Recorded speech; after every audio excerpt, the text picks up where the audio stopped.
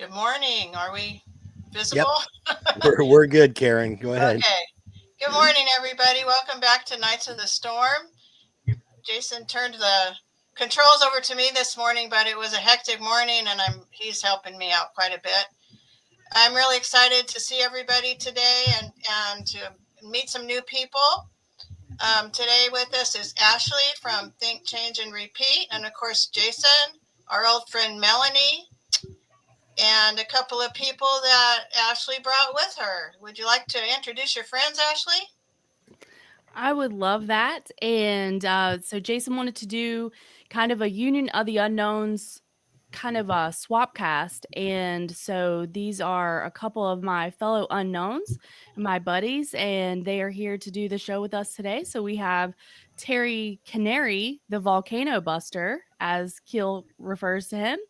And then we have Big Perm. Hey, guys. Nice Hey, to thanks a lot for having us.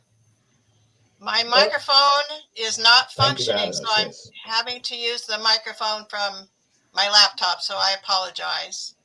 Shall we Oh, go you're into good. verse of the week, and then Ashley can take over and show us how the show that she and her friends do, Not Your Mama's News, works? Yeah, let me throw that in there real quick before we do verse of the week. Is the reason we're doing this show is Ashley and I, she's been helping out with Nights of the Storm, and she hopefully will continue in the future. But they have a really good show, and I just love the format. So I just asked if we could do kind of like steal their idea and do one in that style to kind of demonstrate what their show is like. And hopefully, y'all that are listening to this will go check them out, and we'll plug at the end to show where they can find you. But yeah, that's kind of what we're doing today. A little bit different. We're not going to get too heavy into politics. It's just going to be a fun show. So let me go ahead and play the sound clip for this, and you can go into the verse. How about that, Karen?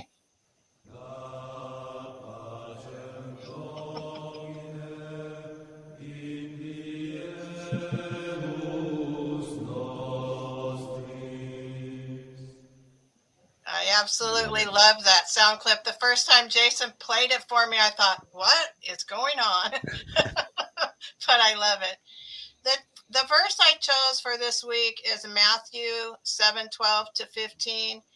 And the reason why is that we're in such crazy times. The news cycle is so ramped up, and we all here know that a lot of what we hear and see is engineered to divide us. And I was fortunate enough to grow up in a family that respected each other and put our personal relationships and our relationships outside the family before a disagreement. So we always agreed to disagree and to respect each other. And there are certain topics now that we don't talk about because we respect each other and we don't want to have those divisions between us. And I'm seeing that in the podcast community now, where the tough times have become so divisive. And even those people who thought that would say that it's two wings on the same bird politics. Well, I'm seeing people going toward one wing or the other now, and I'm seeing division spring up amongst those of us who used to say that we needed to stick together. So I would hope that we would value our relationships with one another and really think about that in the time and the way that we're being played and the times that we're living in. So the verse is, so in everything do to others what you would have them do to you. For this sums up the law of the prophets. Enter through the narrow gate, for the wide is the gate and broad is the road that leads to destruction, and many enter through it. So I just wanted to basically reinforce the golden rule and how truly important it is. And that, to me, that's the basis of Christianity and of truly being a good human, is walking in other people's shoes and being compassionate and empathetic. And I'd like to say, Big Perm, I love your backdrop. So that's the verse of the week. Anybody would like to comment on that? I'll go first, I guess. So yeah, the golden rule. That used to be an American thing back in the day. Maybe neighbors didn't get along, but you didn't really mess with them. And it was, you were an American. We were all one people. That's kind of gone to the wayside now with politics. You know, they've divided the nation so bad, and we treat each other so horrible. I don't know. I think that we need to get back to those principles. So that was perfect for like the day and age we live in, to go back to that and look and say, hey, maybe I don't agree with Ashley, or I don't agree with Terry on certain issues, but we're still human, you know? So I've seen that happen more among racial lines and religious lines. Growing up in the 70s, we came a long way. I feel like it got to where I feel like we really were all doing really well together, all different races, creeds, colors, religions, sexes, economic groups. I always felt like everybody was a potential friend, but I see us being played again, in that division being pushed again in other ways besides just us, a lot of us and them, and factionalizing. And I think that's what the LGBTQ RST CIA is about too. is there more letters in that now? That was kind of crazy. No, I lost track of them quite some time ago. Well, if you look at Charlie's book, you know, the controlled demolition of controlled demolition of the American Empire.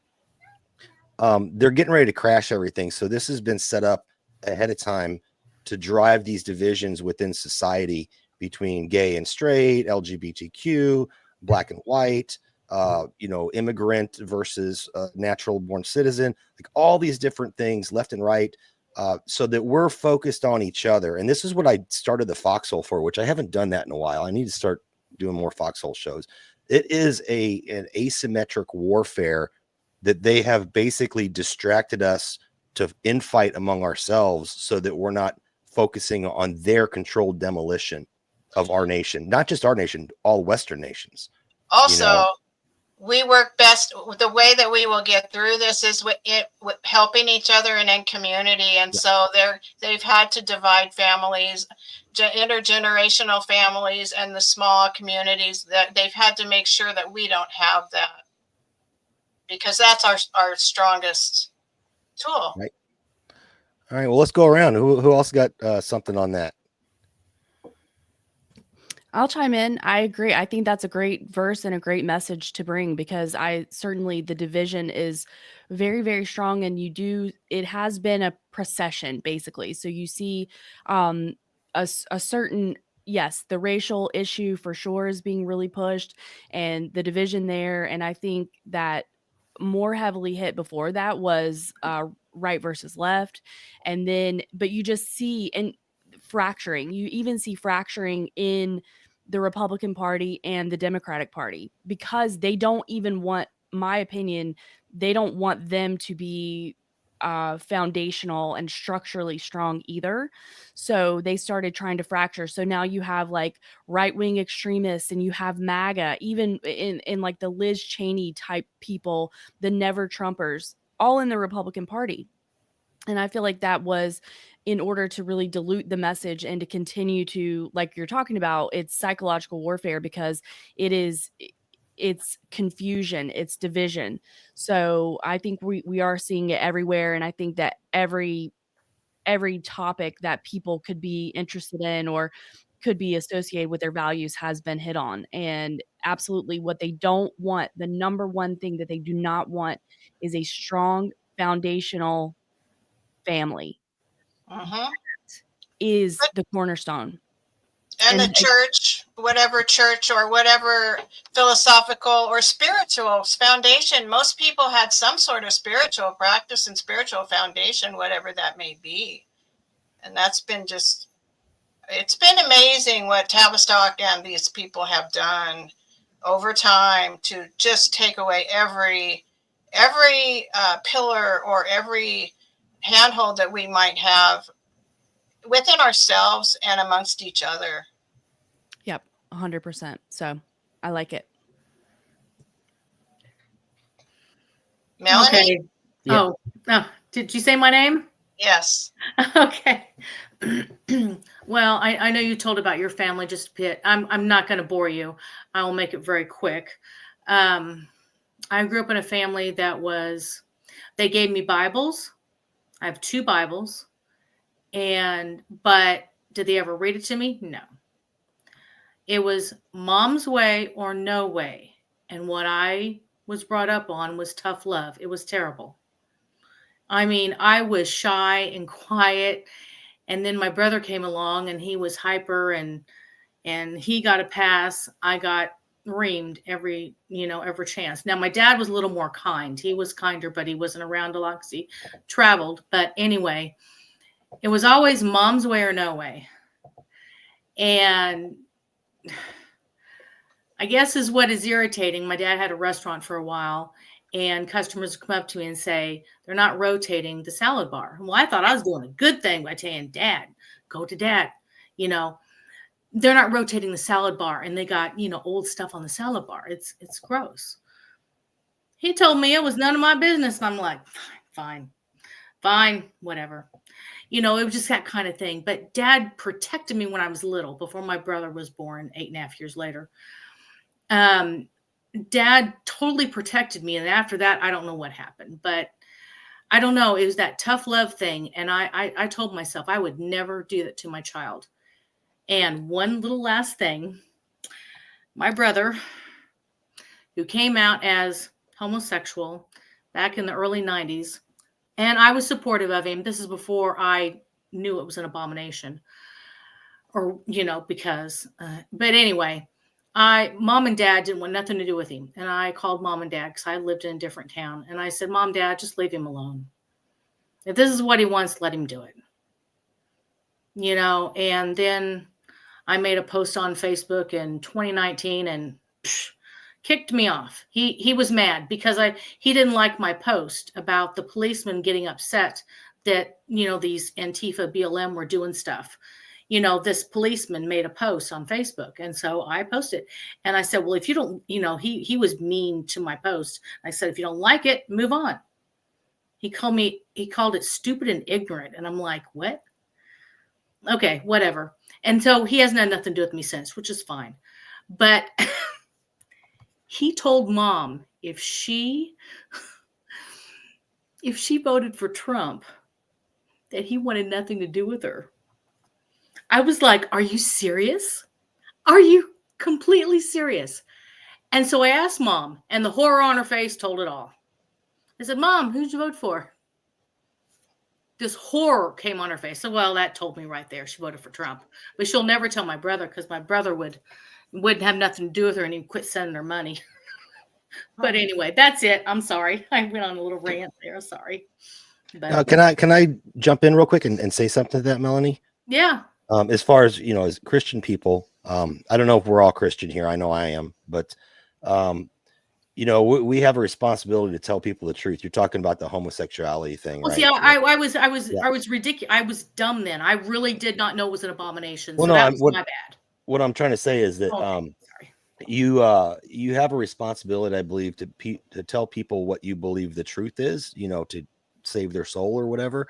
I mean, shoot, in the last 7 days, we've had Jehovah's Witnesses and the Mormons come by knocking on the door. And Really? I'm a Baptist. We've never had anyone been here almost 3 years, never had anybody come witnessing at our door before. But for some reason this past week, and maybe that's kind of weird that this came up today, but they came up and, I'm not going to hate on those people and tell them to go away. I'll sit and have a conversation with them. They think they're doing what's right. And they're not going to beat me over the head with the Bible. They're just going to tell me what they believe the truth is. And there's an old saying that says, love the sinner, hate the sin. Right. And that division that they've driven, we're talking about loving your neighbor as yourself and stuff like Karen talked about. Well, they don't want us to love our neighbors or even our families anymore. That's the big thing. The MAGA thing really split up families. Oh, absolutely. Yeah. But we got to just understand that, hey, we're going to tell people, we're going to love them, but we get to tell them what we believe the truth is. And if they don't accept it, at least they have the information. And you love them anyway. Yeah. And, let it be that. I mean, don't condone, if someone's doing crack cocaine and robbing people and stuff. I'm not going to say, hey, good to go, man. I'm going to say, hey, that's wrong, but I still love you. Try to get yourself together. That's it. But sorry to take up another slot, Karen. But the thing is, though, Jason, if I would have told my brother that back in the day, he would have probably had nothing to do with me at that point. And I don't know what my parents would have done, because they hated him until I talked to them. And I don't know I know now I should have done it differently, but I can't change what happened in 1990s, early 90s. I can't change it. But All right. Well, yeah, I think. Yeah. Terry, Go you ahead, have something Carol. to say about the golden rule, or what you see going on in the division, or whatever you'd like to say, Terry? Can he not hear me? Yeah, I think it's no. I just get delayed. You have to get used to that. Okay. It's certainly a good rule to live by, and as you were saying earlier on, they are masters at dividing us by, partly the thing that's happening with DEI and this sort of reverse racism that's going on, and the LGBT and trans stuff. They're promoting it so hard just to get a backlash amongst normal people like us, so that it makes I think a lot of people wouldn't really have too much of a problem with what people do in their own private time, but when it's forced down your throat like that, it's going to create an inevitable backlash, and that's why they're doing it. And certainly in recent times, the Trump thing and COVID has been the most effective way of dividing families that I think I've ever experienced. So and yeah, they know what they're doing, and Lord knows families can be problematic. My wife and I have a lot of problems with our families, but it is the core sort of value system of most Western nations. So and that's why they want to split it up, and they want to. If you split people away from their families, then they're going to look to the state, and that's what they want, really. To me, one of the saddest things that I see is when a family stops talking to each other, or one cousin decides that they're never going to speak to their cousin or their brother or their sister again. That's such a huge price to pay over a difference of opinion. It just breaks my heart. I'm sorry. That's okay. Go ahead. But if people would just think about, can't we all just agree to disagree? We're not going to agree on 100% of everything, but can't we still be friends? Can't we still communicate? Is that going to just kill our friendship because we disagree on this or that? No, that's ridiculous. That's exactly why I chose this, because I see it happening in our community now, and I don't like that. What do you think, BigPerm? Karen, I know you said when you were growing up that the division, like you thought that everybody was getting along and everything, and I was a teenager in the late 90s and early 2000s, and my best friends were Black, white, Mexican, Puerto Rican, and Filipino, and we never even discussed our racial backgrounds, not because it was taboo, just because we never thought about it. We were just friends, and I still talk to every one of them to this day, weekly, and we've still never discussed our backgrounds because we're just friends, and we talk about sports and music and movies and what we're doing next week and how our kids are doing and things like that, and it's never been a thing. But I have noticed that people my age are on social media that have never talked about politics before, just reposting so much divisive stuff on both sides, and it's just crazy to me. And I have to really try hard not to engage. And I think a lot of people, my daughter's 32. She's a very bright, she's a great person, but she doesn't know the background of a lot of the political divisions and the things that we tend to talk about. She doesn't understand that in a lot of things we're being played, and these things are inflammatory and they're meant to be that way, and she doesn't understand that. And history is being lost and rewritten. And I was a teacher. I was for a long time, 25, 30 years. And there were times when I was the only blonde-headed person in the room, but I never thought about that, and I don't think my students ever thought about that. We had a great time, and we enjoyed hearing stories about the different cultures, different foods, different backgrounds. You know, we celebrated those things or enjoyed just being friends with each other. I agree with you. Definitely. It's an artificial division.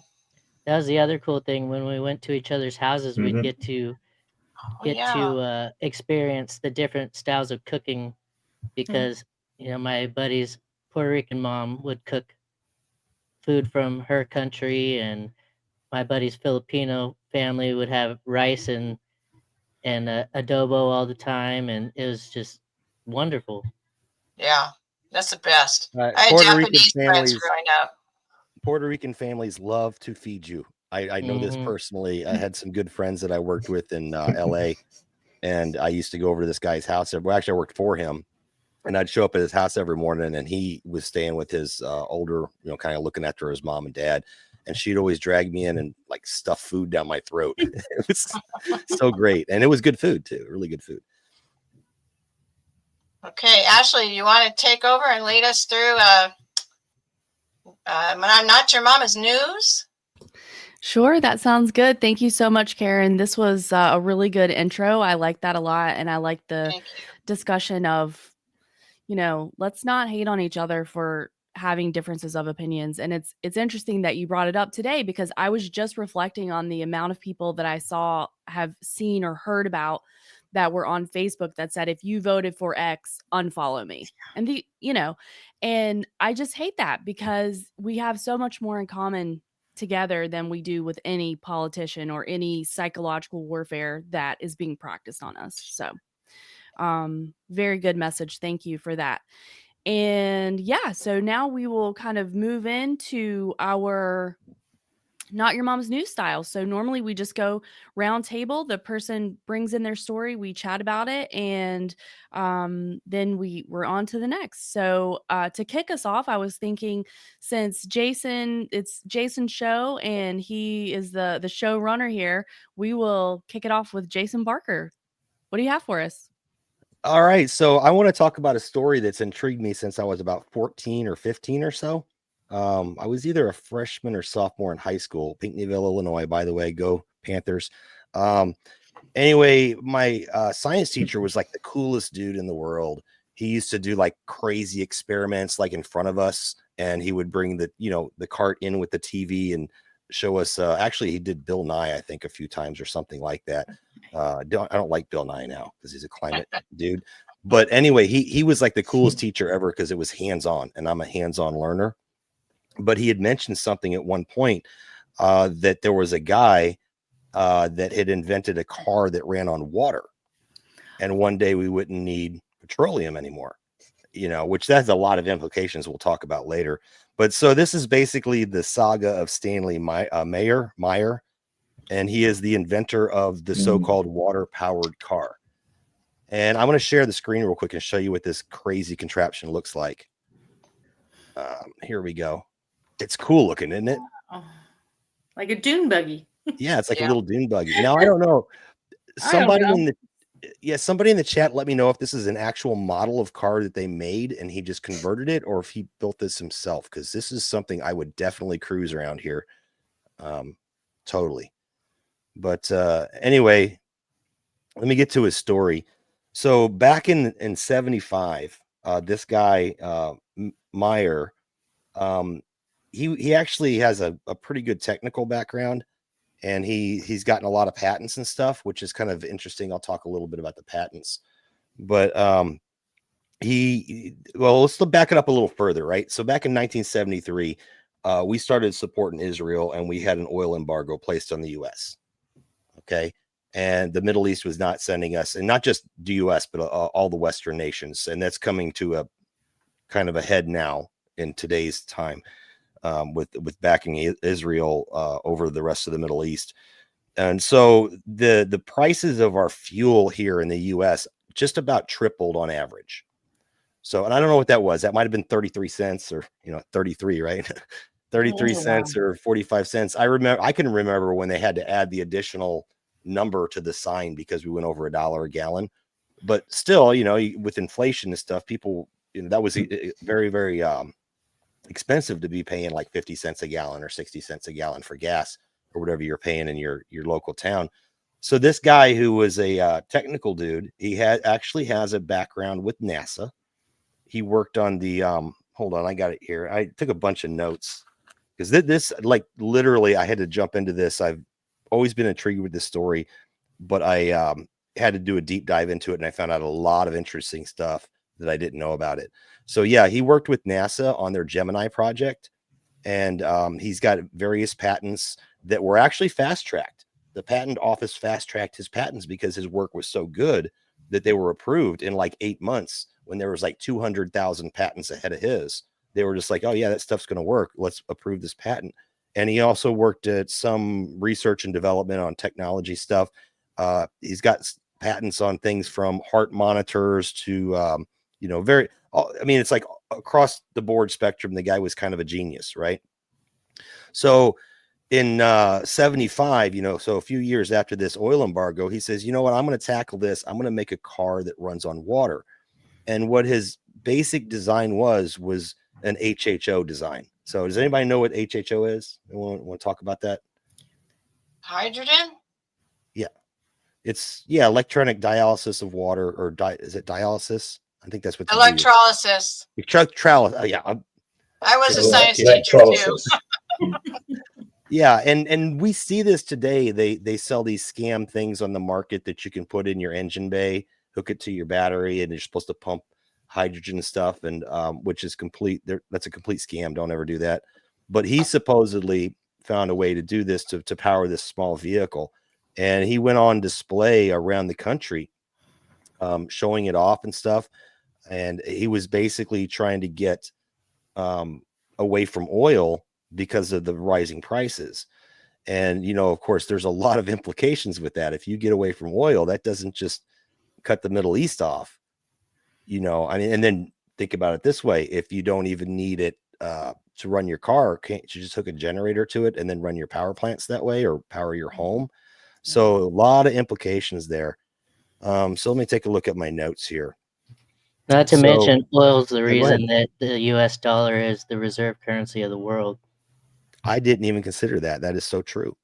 But anyway, I'll get to the end of the story, and then we'll talk about what kind of happened in between. So this guy, he's working on this water-powered car. It's a big deal. My science teacher knew about it. Of course, I was a bit too young to have heard of it because it happened in the 70s, and I was born in the mid 70s. So, I hadn't heard nothing about it, and it had disappeared by the time I was in school and stuff. So I found that intriguing that he talked about that. But he wound up getting killed, or died. I'll say he died very mysteriously. He was out at a restaurant with his twin brother, which we'll talk about, right? His twin brother and a couple of guys, which may or may not have been there's so much mystery clouded around this. Like, who were the people that he was, eating with? But he basically jumps up. He orders his dinner. They eat their dinner or whatever. And then he orders, which is really weird. He orders a glass of cranberry juice, drinks the cranberry juice, jumps up, runs out the restaurant. His twin brother follows him, and he says to his twin brother before he dies, they poisoned me. Yeah. So that's kind of a crazy story, right? I mean, who would have done it? Would it have been the Middle East? Because they still wanted to sell us stuff in the future. Would it be the power companies here? Would it be the investors that he didn't pay money to? There's a lot more to it. But I wanted to get you guys' thoughts on that. Do you think that he actually had a car that ran off of water, like just straight water?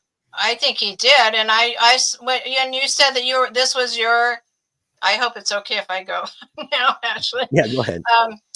That when you said this was your story, I looked it up a little, and I've looked at, seen this story before. There's another man who recently reinvented this. And he was a security guard, and he was shot in a quote unquote mass shooting.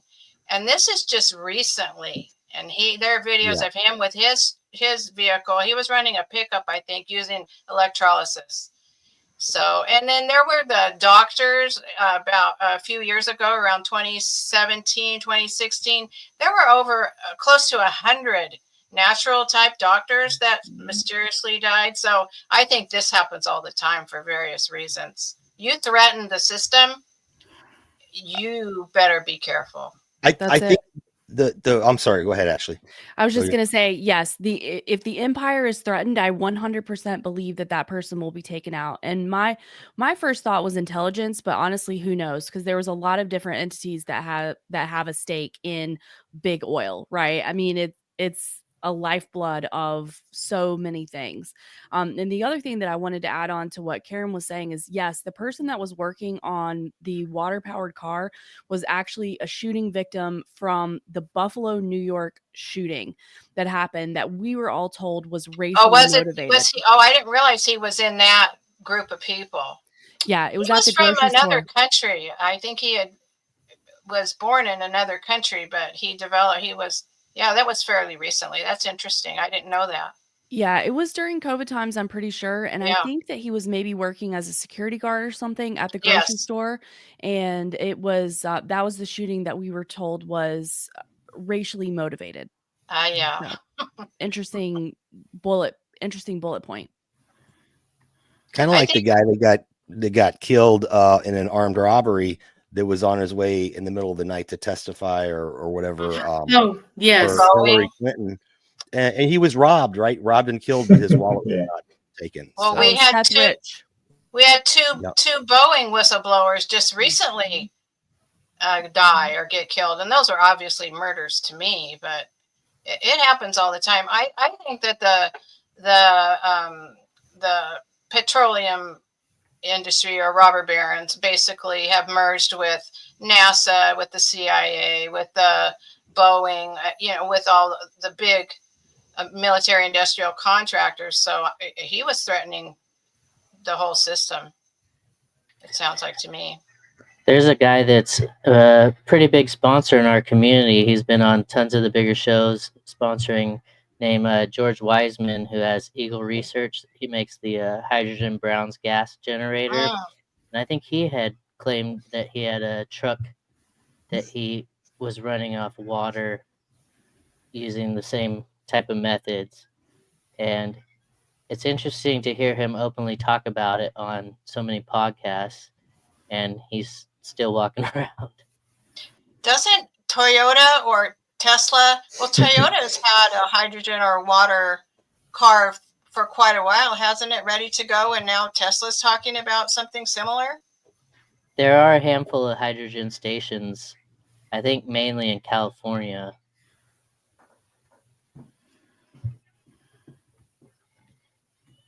I'm not too familiar with the vehicles, though. I'm not either. What about you, Terry? What do you think about I'll say this? something, if you don't mind. Yeah, I've heard of that story, and it is. I think the best evidence that he might have had something that was working was the fact that he was killed. The conventional science view of this is that you can't get, if you're electrolyzing water, you have to put in more energy to break it into hydrogen and oxygen than you would get back. But there might be, who knows, there might be some tricks involved. Let me address that, Terry. There's a long history of these. Sure, yeah, I'll come back to you in a minute. Yeah. I was just going to say there's a long history of these sort of backyard boffins coming up with interesting technology, and they're one of three things happens to them. They get ridiculed by the scientific community, they get killed, or they sort of disappear into the deep state. And there was a guy, I think he might have been a Brit, who was working on anti-gravity back in the 50s, who was making some very good progress. And then all of a sudden, all of his research disappeared. And the rumor has it that he went into the sort of defense industry and worked on black projects, and nothing was ever heard of him ever again. So, yeah, over to you, Jason. Yeah, so I thought that this thing wouldn't work either, because I know a lot of people have tried this, electrolysis or whatever, the water to break out the hydrogen and oxygen. You can burn that together, right? And they even had a go-kart. I think back in the mid 2000s, they had a person who built an HHO go-kart, and they tried to get on the racing circuit for the professional go-kart racing. You know, the kids do that, the young kids, and they wouldn't let him in, but they did let him run lap times, and it did really well, did absolutely well. The problem with it is you can't get the thing, you know, like you said, more energy in, okay, then you basically might as well run an EV at that point. Plus how quickly you can separate the hydrogen and oxygen. That's another thing, is how quickly you can do it. But this, I'm looking at this guy's, this is one of his patent drawings, and he's doing something different here. I see this, the thing that stands out to me here is the switching diode. I think he was using, and then this thing called resonant charging choke, pulsing coil. So he may have been doing it differently than just a standard DC current. So maybe he did figure out a way to extract it fast enough with less energy and then be able to burn it in the engine. That's quite possible that was something. And let me continue with the story, and we'll talk some more about it, because there's some things that don't add up. Number one, this guy worked for NASA on a space project, right? He worked at a high-level research and development technology place. He had several patents that are legit patents. They were a fast track to approval. The guy has some legitimacy. Now, the official story is that it was a scam. He brought on some investors, right? And he wouldn't let anybody like peer review his stuff. He wouldn't let no one take a close look at the engine. That's where they say he was a fraud. And I can understand him trying to protect his stuff, you know, but at the same time, what's your goal? So, you know, I'm kind of 50-50 on that. If your goal is to get us off fossil fuels, hey, give it out for free, you know. And I have an article here that we probably won't get to, but on cold fusion, they made a whole movie about that. That's another whole mystery right there, mysterious death. But so he actually, the investors at some point, like several years later, when he wasn't showing much progress, he wouldn't let anybody like take a really close look at his engine. He just said it works. He drove it around. People seen him drive it around. He was all over the news. People were looking at it and stuff, but they couldn't like literally get into it. So eventually these investors started getting nervous, and they took him to court. And the judge ruled against him, said he had committed some kind of a fraud. So he ordered 3 individual experts to come check his car out, and he refused them.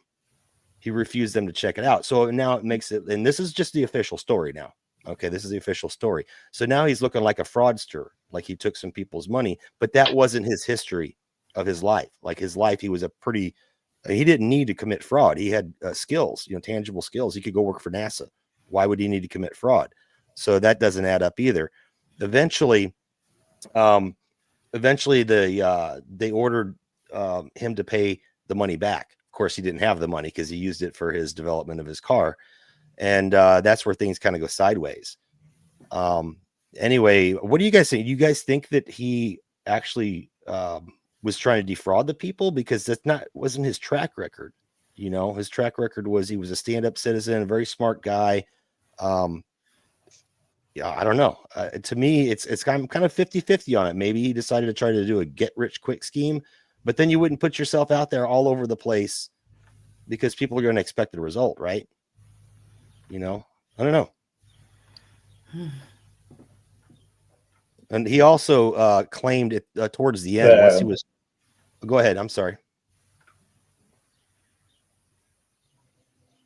No, sorry. I haven't seen that diagram you showed before about his device. And a lot of the anti-gravity people use these fast oscillating asymmetric electromagnetic effects, and they reckon that's how you generate energy from, like, it's kind of like a quantum effect. You're generating energy from the vacuum.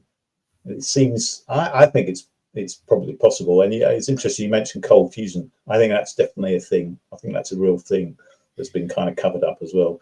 So all these ways that I think there are lots of techniques for getting energy from unexpected sources that we don't know about, and that keep getting covered up because they're trying to keep us on the oil train, I guess, because it's, you know, it's easier to control that way. they don't really want everyone getting access to unlimited energy, because how are they going to keep us under control then? You know, that, keep us paying and paying and paying. and a good point is that all of these Mhm. energy type devices, I don't think that we have any kind of perpetual motion or over unity. I think what we could do is get real efficient, very cheap fuels that anybody could do at their own home. And if you take a look at some of these inventions, you know, I'm kind of into the tech stuff. I'm kind of a geek, and they get bought out by big oil or power companies. They get bought. Now, why would they buy something that doesn't work? Yeah. You know, think about that for a minute. And I think Mhm. the deal is that, you know, we went through the whole peak oil thing, and we're going to run out of coal. We're going to run out of this and that. I think that they're looking for the next thing, right?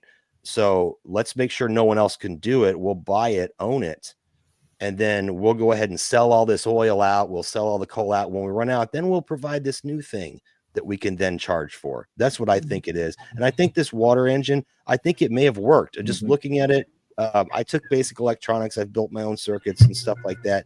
I would have to try it, but what I can see by that diagram, I'll throw it up again. This is not a standard, what do you call it? The HHO cell or whatever, the water cell. I don't remember what they call it, but this is different. This is something, it's doing the same thing, but in a different way. It's quite possible this guy figured it out. He figured out, hey, we can do this. And his car supposedly Mhm. on 22 gallons of gasoline, he claimed he could drive from LA to New York. Or not gasoline, of water. I'm sorry, 22 gallons of water. He could drive from LA to New York, which makes sense because water, I mean, take a look at the steam engine. When water becomes steam or you break it apart into hydrogen and oxygen, it rapidly expands. So there's a lot of stuff in like 22 gallons of water versus 22 gallons of gasoline. But yeah, let me continue on. I'll kind of get us to the end here of it. Anyway, so yeah, he couldn't pay the people back, of course. Now he told people that he was being threatened by oil companies, by power companies, and then he also claimed that he was offered a large payment to just stop research altogether. Now, to me, that would have been my choice if that was the truth, because I would take the large payment and then pay my investors back and be done with it and walk away. He didn't do that. And stay alive. Right, stay alive. So anyway, he winds up.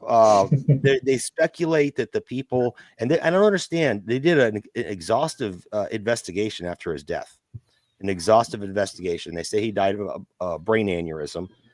He claimed he was poisoned right before he died. The coroner said there was no point, and he did a caveat on that. He said there was no poison known to the U.S. that we could find. That was a weird thing to say, right? Yeah.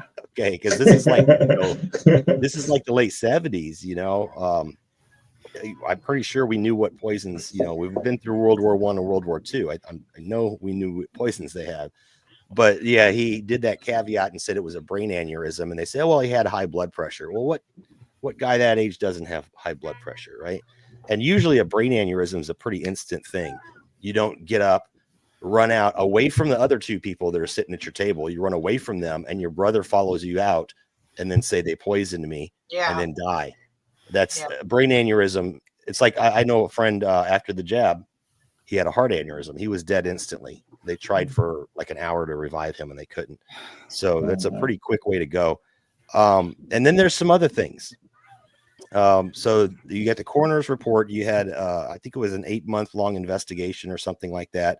A top investigator on it that couldn't figure out who those two people were. They said they interviewed them all. So how come we don't know who those two people were? And then there's the simple thing. If you want to prove the thing don't work, just take the car and examine it. The guy's dead. The car was stolen right after. And I got to read this. I have to read this. So I did some research this morning into, well, where's the car? This is from Grok. I did a Grok and it checked 4 posts and 15 web pages. And this is the same thing I found with Google search, just a little more detailed. The current whereabouts of Stanley Meyer's water-powered car, specifically the dune buggy, that's the one we're talking about, are uncertain and shrouded in speculation. After Meyer's sudden death in 1998, oh, I guess he died. That was quite a while later. I thought it was in the late 70s. Anyway, while dining at a restaurant, blah, blah, blah. So I'll just summarize it because I know I'm going long. I'm sorry, folks. Basically, we don't know for sure where the car is. It's speculated that it might be in Canada. Someone said that they had seen it there. There's no pictures of it, no video of it, no nothing. This is like a unique piece of history. Maybe it's got them stored where they've got the moon rocks all stored. It's right next to the Ark of the Covenant, and They all disappear. Yeah. But no, isn't that crazy? So it would be so easy to show this guy was a charlatan if they could pull apart his car. And then there's the other aspect. Did the investors poison him? Is that who was at the table? Were they some big oil people? Were they the people that offered him the money? And his brother, he had a twin. Did he really die, or did they off his brother? They're twins. So a lot of mystery there that's never been solved. And I'll just throw it out there and let you guys discuss that. I thought it was interesting. Anybody? Yeah, I'd like to comment. Yeah. Another thing that we have to take in consideration is that they keep pushing this fossil fuel thing on us. So obviously they want us to think that there is a minute amount of oil on this planet and that it comes from dead dinosaurs, and that once it's gone, it's gone. And I think if you don't think it's a replenishing thing, then I got oceanfront property in Kansas to tell you. That's a really good point. And there's a guy called Cody. He does a show. I'm sure some of you know Cody's Lab. He does like chemistry stuff, and he literally grows like this kelp or something. And he showed how he put it in a test tube and heated it up, and it turns to like oil. So I think that the oil is a naturally replenishing thing. And maybe that's why they buy these patents up, because they don't want, one of two things. Either they buy them up. I don't think they would buy them up if they didn't work, right? Why would you bother? But they pay exorbitant amounts of money to buy these patents up and keep them off the market. Either number one, because they're worried about oil running out and they want that next business to walk into, or number two, they know that the oil is not going to run out and they don't want a competing factor. That's what I think. Isn't the story of electricity in general that there was first electricity that would not need to be metered, and it was going to be free for everybody, but there was a stop to that. That was Tesla. That Elon stole the name from. He was going to do wireless transmission of energy, and they're like, where can we put the meter? And that's where the battle between AC or DC power came from. Yeah. Yeah, we did a show talking about that. And so even going back to the beginning of energy being distributed to the public, it's been manipulated clearly, and people have been sacrificed and disappeared and relegated to history. And that's a great point, Karen. When you look back to that scenario where it's like, are we going to go with AC or DC wireless transmission or over transmission lines? When it comes down to, we're going to make the decision based off of whether we can meter it and charge for it. That tells you everything about their motivation right there.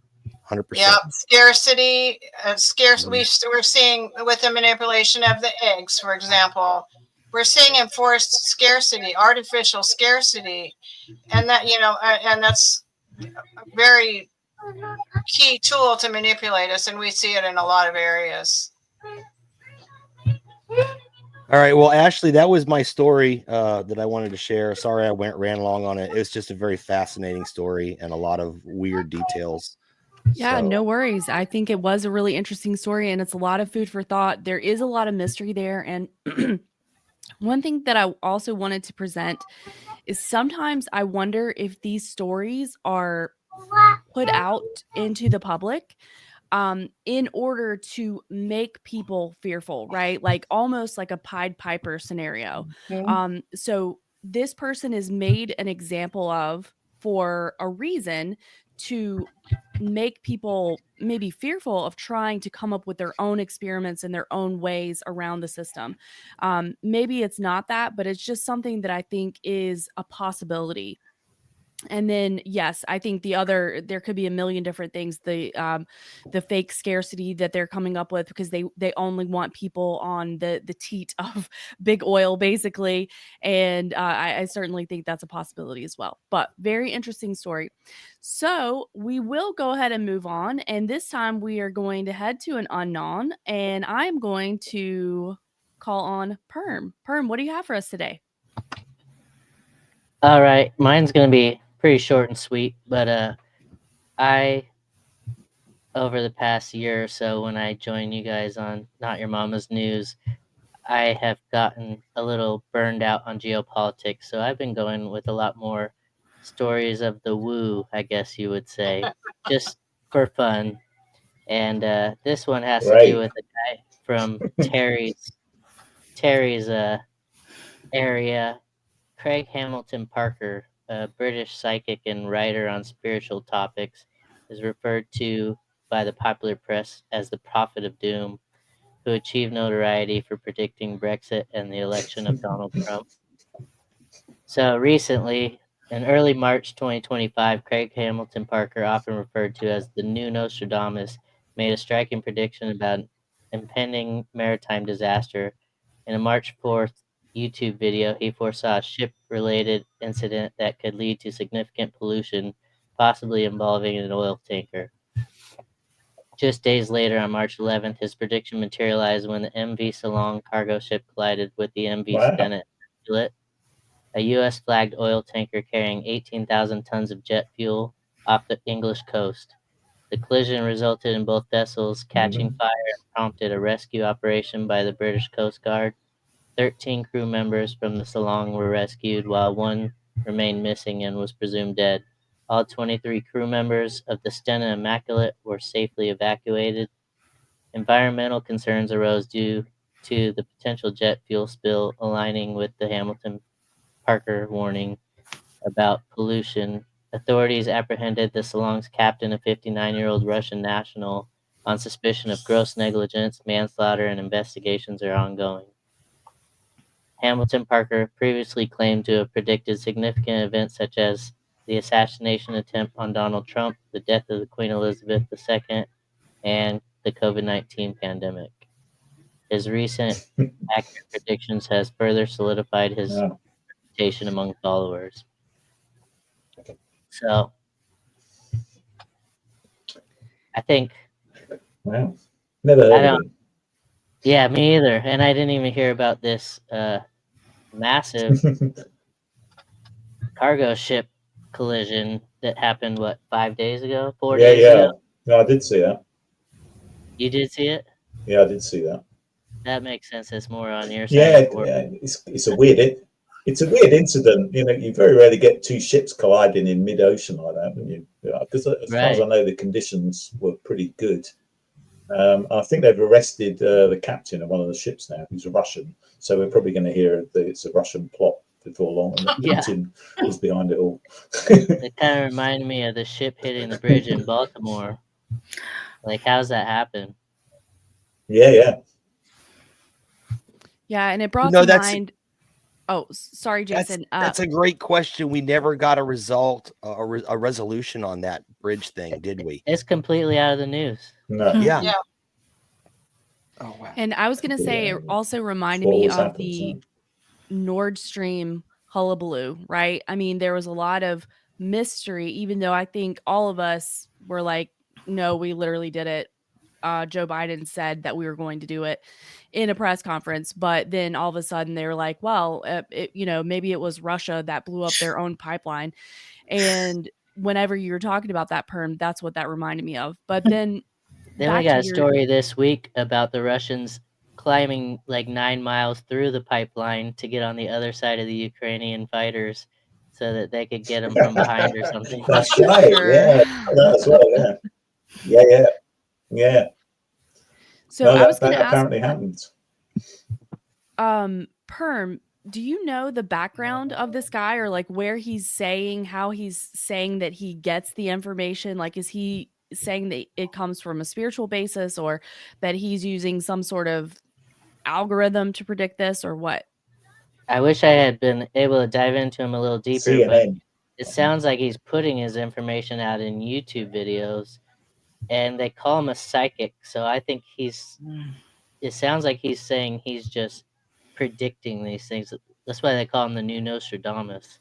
Oh boy. So I don't think it's like a computer generated thing like we've heard with who was that guy recently that he had a computer generated thing predicting Trump would be on a podcast with Joe Rogan like 15 years ago or something like that. It's bound to happen sooner or later, I suppose. Yeah, it's written in Oh, the I know who it stars. was. No. I've got can I make a quick comment and something else? I can't remember what I was going to say. But there's been a lot of weird shipping incidents in Europe recently. You guys might not have heard this one, but there were some undersea cables that were cut in the Baltic Sea. Was it the Baltic Sea? Somewhere up near Finland. And they were blaming the Chinese for that, for saying the Chinese were sort of dragging something along the bottom of the sea and cutting all these intercontinental cables. So yeah, there's been a lot of weird stuff going on. And the other thing I was going to say was, if it was jet fuel that caught fire on the boats, I'm surprised there's anything left, because as we know, jet fuel burning melts steel with no problem. Don't they? That's As great. soon as you said that, Terry, I knew where you were going with that. It was Cliff High that had the temporal marker for a Trump Rogan interview, something like 15 years ago. You know what? They could just line the holes with passports. All good. Right? Yeah. Yes, that would do it. Indestructible. I heard another story yesterday where some lady was in some like massive tragic event or something, and the only thing she was able to find was her passport. They're indestructible. That's Wow. Mm. So that's my Yeah, story. you would think that in a big wide open ocean, one boat would see another boat, you know. And you know, it gets so bad. I remember That's weird. I It's was very out at foggy in England, though. well, yeah, that's true. I guess that could be the case, but I was out at Jekyll Island, you know, of all places, right? Back when I was in Georgia, and I'm sitting there chilling, and there's a place called Driftwood Beach, and it's a really beautiful place. I'm pretty sure that's where they filmed Oceanside from The Walking Dead at. That was like their area, was Jekyll Island. I was actually out there when they had all their casting trailers and stuff out there. But we're walking down there, and I'm walking down, and so you got I should have had it up on the map. I didn't know we were going to go here. But if you're walking up Driftwood Beach towards the north, there's St. Simon Island. There's like an inlet, and that separates the two islands, right? And we're like 2 miles up the beach, almost to like the end of where we usually walked. And I looked up, and there's this huge thing in the water. It's like, what the heck? Massive shipping. They ship cars, is what they did. There's a place that they ship cars in and out of, or just into, I believe. And the thing, I guess they got too close to the shore, and the tide went down, and it just tipped over. Bloop, and all the cars went into the water. So I don't know, making these and this goes back to our supply chains, and then go into tariffs. If you want to go to that route, we ship so much stuff on these huge things that we put all our eggs in one basket, and that was kind of an eco disaster. Why do we still do this? Why don't we just make things locally and not have to ship them so far? And then you want to talk about being green. Well, how much does it cost to ship things back and forth? You know, I make a water pump, right? My water pump goes to Canada. It gets put into an engine. The engine goes to Mexico. The engine goes onto a frame. That frame then comes to the United States. It's finally assembled here. How many times did that water pump travel? You know, anyway, I'm digressing here, but Yeah. things I think about in my ridiculous. head. Well, very good points. So, okay, thank you so much. Maybe for- Stanley Meyer's maybe Stanley Meyer's car was on that ship. That just occurred to me.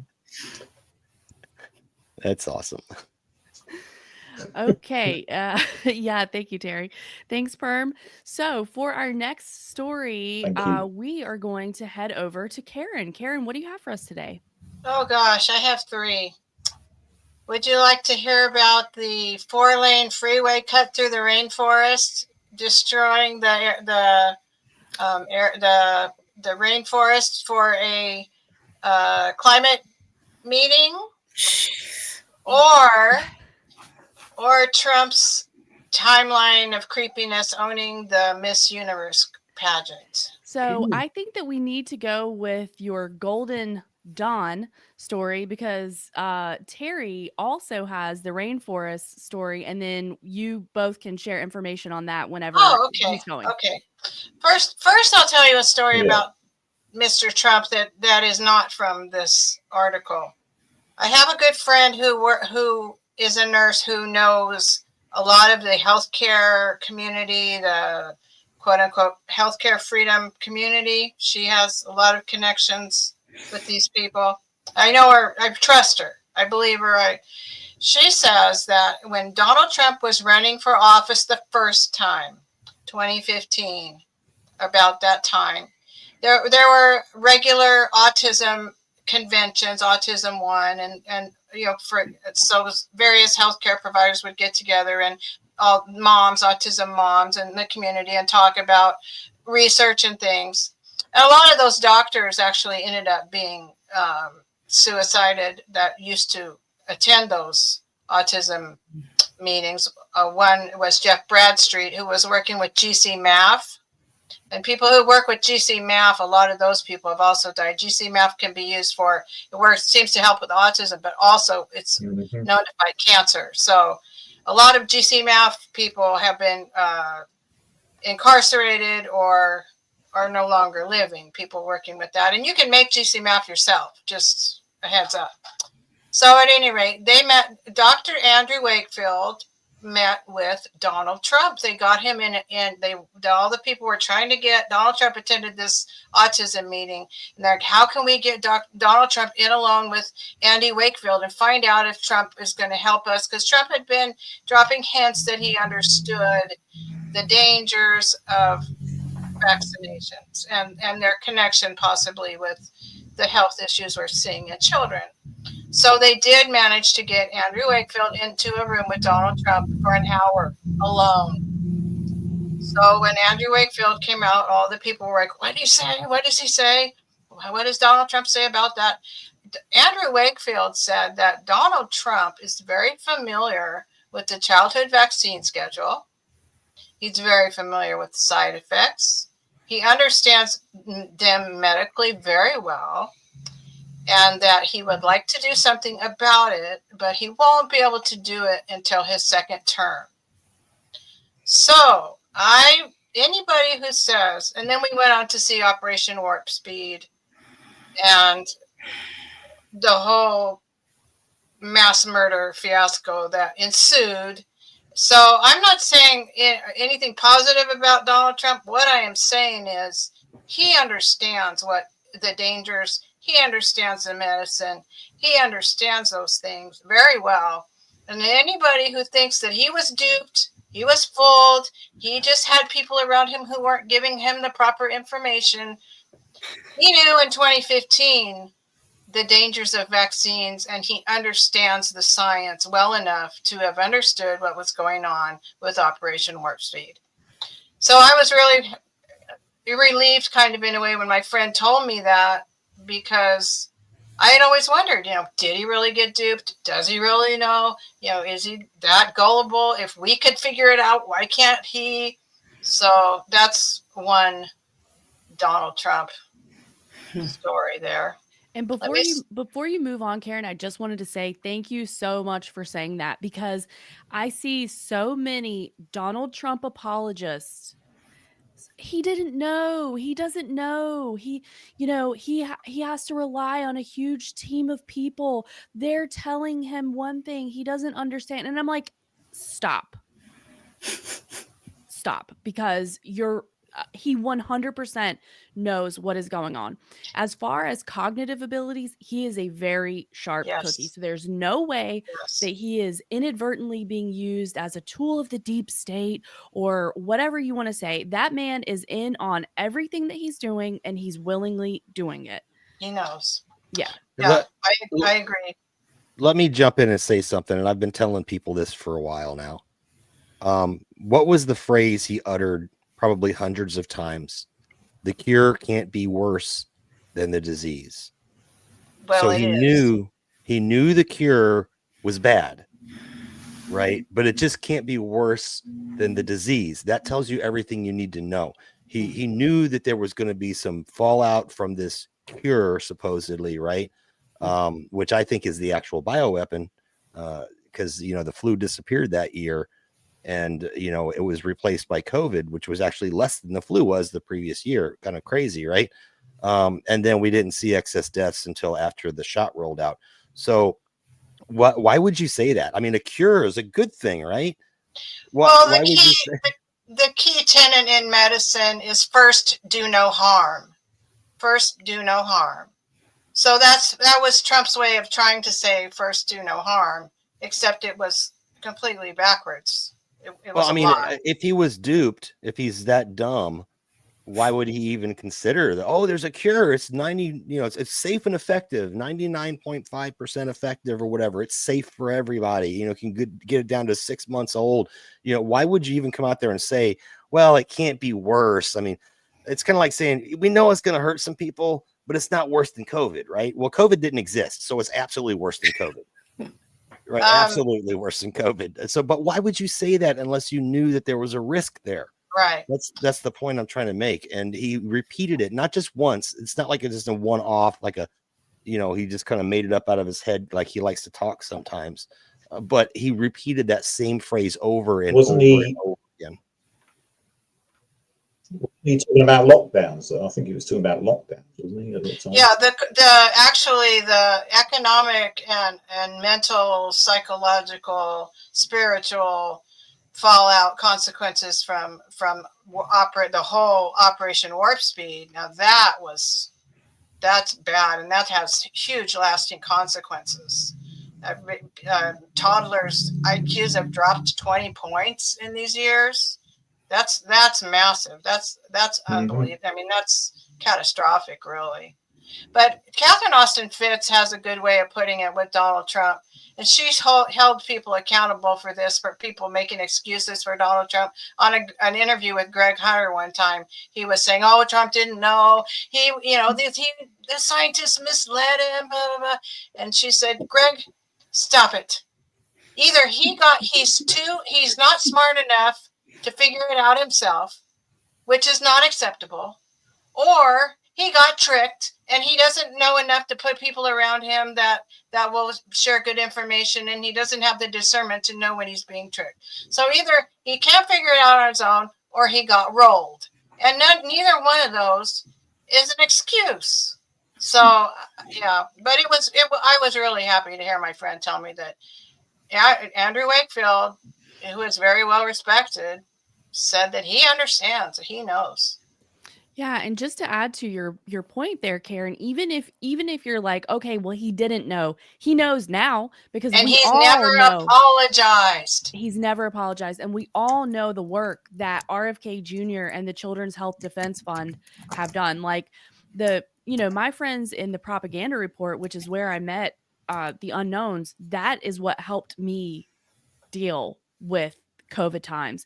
And we were constantly sharing information. And of course, Children's Health Defense Fund was one of the entities that we looked at. So whether or not you believe that RFK Jr. is compromised by our greatest ally or something else, we don't know, because he has you know, they all have big talking points before they get into a position. And then once they're there, it's a different game. And so I think we're seeing some of that, but we know that they know exactly what's going on. And we know that he has that connection. So even if he didn't, which of course I'm not buying, he knows now. He Oh, yeah. knows 100% now. And they know that the damage that was done. And you're right. He never has apologized. And He never even has walked it before, back. he knew the pushback from his crowd, from his fan base, the people that went to his rallies. When he brought it up, he got booed. When he brought on the CEO or whoever it was from Johnson Albert and Johnson, Bourla. yeah, he got booed. So yeah. That was just recently. And those people that booed him, those were, I'm sure they paid quite a bit to be in that room. You know, those were high contributors or, you know, hoity-toity campaign people, and they booed when he introduced Albert Bourla just recently. So yeah, and it was happening before when he was campaigning with the J&J CEO as well. They booed, and whenever he brought it up, they booed. So anyway, I love the story, but I also want to get to your next point. So back to you. okay. I like to listen to a YouTube channel called Pockets of the Future sometimes. A guy named Paul Romano, he's been doing commentary for quite a long time. He used to do a lot analyzing the symbology in music years and years ago before COVID. He's an old-timer YouTube conspiracy guy.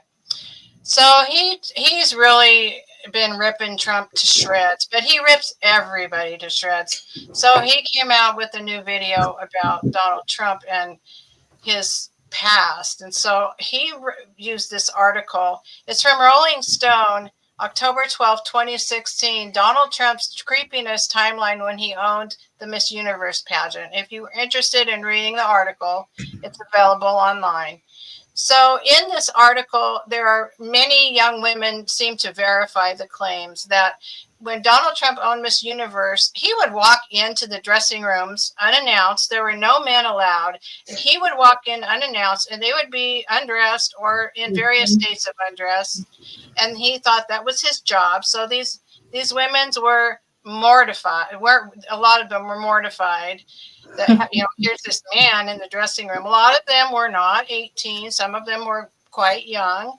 And then he would make jokes about, well, he would inspect them. He'd look at their teeth and things, and he'd ask them personally, who do you think are the hottest people here? Which women do you think are the hottest? And so he would make them call each other out as who's the most attractive and who isn't. And so the girls would say that a lot of them would end up in tears once he had his little inspection and his unannounced pop in the getting ready dressing room. And then toward the end, it said that he would tell some of them that, well, the interviewer, that it was his obligation to sleep with the women. You know, that it was his duty because, you know, perhaps it was he would say, first he said, well, no, I never slept with them. But then he said, but then again, maybe it is my obligation to do that, you know.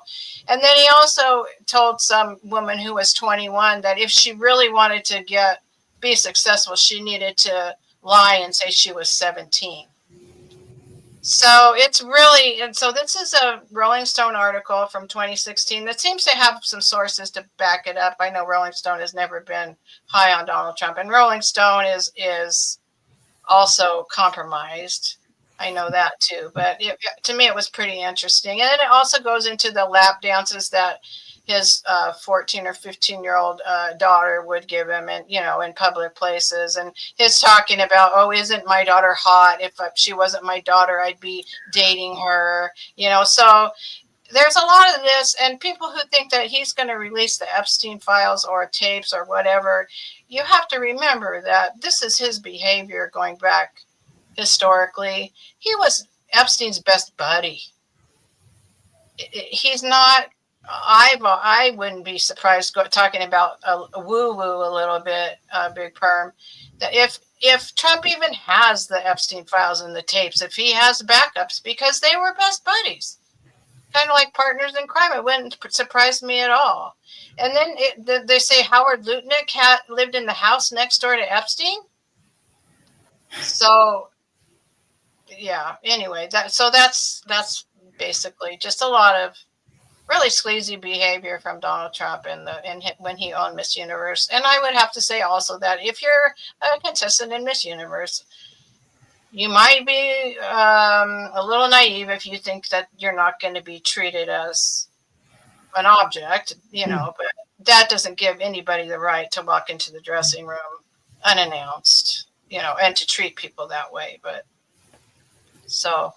Yeah, thank you, Karen. One thing I wanted to say about that was yes. So what you're talking about, the article, is not the full picture. Of course, we're never going to be shown the full picture, but what we do know and what we're doing is picking up these puzzle pieces along the way. And there's a lot of puzzle pieces that have been put together. And so, like, add these bullet points to the cork board. And I think that there is something important about that. And I have on some big creators, I like their work, but I 100% also believe that they're compromised, right? So, like, I like Absolutely. Candace Owens' work, but I think that she's there for a reason. I believe she's compromised, working for something. I'm not 100% sure, but she says basically, and we hear this a lot, that politics is downstream from culture. So the reason that these types of stories are important is because it is a cultural thing. The beauty pageants, people being involved in entertainment and their past and their associations there, and then they move on to become top politicians in our country. Now, I believe that they're puppets, but I'm just saying, like, it is an important tie-in, in my opinion. And then the other thing that I wanted to bring up was, I thought you had a really good point about the beauty pageants, that you need to have your wits about you if you're doing Miss Universe. But one thing that it reminded me of is that often, if we remember the television show Toddlers and Tiaras, that a lot of these children are basically groomed and brought into this from a very young age. It's And they terrible. have these, it is, and they have these parents that are, and often it's the mother that is a stage mother, right? It's And a culture. they're pushing the child to be in that scene. And so I almost see it as a form of child sacrifice, right? Because your child is so vulnerable in that. But if they start it at 3 years old and they grow up in that scene, then that's what they know is being preyed upon, right? That's where they think their value is, and that's how they receive a sense of self-worth and approval and belonging. And I find those toddler pageants, to me, it's just absolutely revolting. Revolting. Can I hop in there for a sec? Sure. Okay, talking about sacrifice, right? So it's, we look at, child sacrifice where they actually burned them on altars and stuff like that. These people are sick. They want to have power and control. And what better sacrifice? I mean, not you take someone's life and they haven't given anything to you. You just taken from them. But if you can take their innocence, they have given that to you, and that empowers these people. And that's what Trump is about. Trump is an egotistical maniac. I did vote for him the first time around because I thought, yeah. Oh, but when I seen what he did, and he's like, well, I built the wall and I did this and I did that. And I'm like, bro, I'm reporting on this. You haven't done this stuff, but people believe you. He is such a narcissist, and he needs to be, he has to confirm to himself that he's doing these things. So I totally can see him being that guy who would crush a woman's heart, by saying, do you think she's prettier than you? And stuff, because it gives him power. That's worse than killing a person, honestly. That's why I say rape is worse than murder. You're fired. Yeah, it's give me power. Oh, He-Man, Masters of the Universe kind of stuff. But no, I think that the whole female, the pageants and all that stuff, I could see why he would be involved in that, because that's stealing innocence and it's giving you power. You're stealing something from somebody, and then you get to watch them suffer.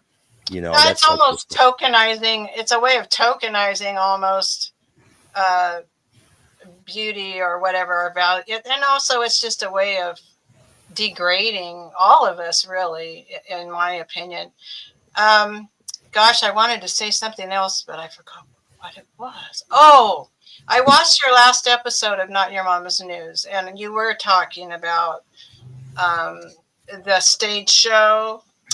And I went to see my mom a couple weekends ago, and we were talking about how great it was that our family, my dad and my uncle were completely opposing politically views, but they would just debate and talk about things and have a great time and sit down to a dinner. And it was awesome to hear my family just talk about all the issues, what's in the news, but it was all a passing thing. And then we would play a board game and have dinner, or whatever.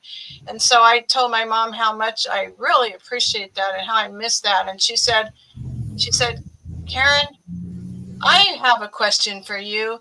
The other day when Trump and Zelensky were in the office and they were carrying on that way, she said, was that just a stage show? Was that just an act? And my mom's 86. And I said, well, Mom, you have to remember that Donald Trump is in the WWE Wrestling Hall of Fame, and that he also had the great show, the famous show, The Apprentice, that he's been involved with entertainment all of his life, and that Zelensky was also an actor, a comedian who was in a show about a comedian who ran for president of his country, and then he did that. So you have to take that into consideration. Can I guarantee that it's a show? No, but I can tell you that Donald Trump did say toward the end that, boy, this is going to make great television, and that's why I let this go on so long.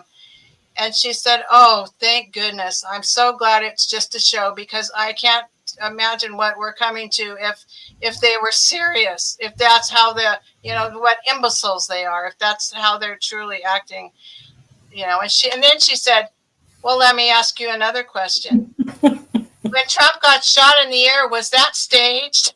And I said, well, I can't say for sure, but it surely appears that way, the way that he jumped up ready to fight, and the way that there were certain well-known photographers in the audience, and and she brought up some points about how there was no security, and et cetera, et cetera. So anyway, I thought you guys had a great show, and it tied into my daily life. So I just wanted to mention that. Absolutely. Thank you. And that's a good example of people still being friends even when they disagree. Terry and I are not necessarily 100% on the same page about the shooting, the ear shooting heard around the world, but we're still good friends. So I don't know, but it looked mighty planned to me. All right. Anybody else want to chime in on Karen's story? I just want to share one thing real quick. With the whole Trump assassination, a lot of people are saying the golden pager from BB, right? I was on duty this weekend. I had to go check it, and this came up. Yeah, it's not a threat to kill Trump. It's just, it's his orders that he gets. So that works. Yep, that looks about right. Yeah, thought I'd share that real quick.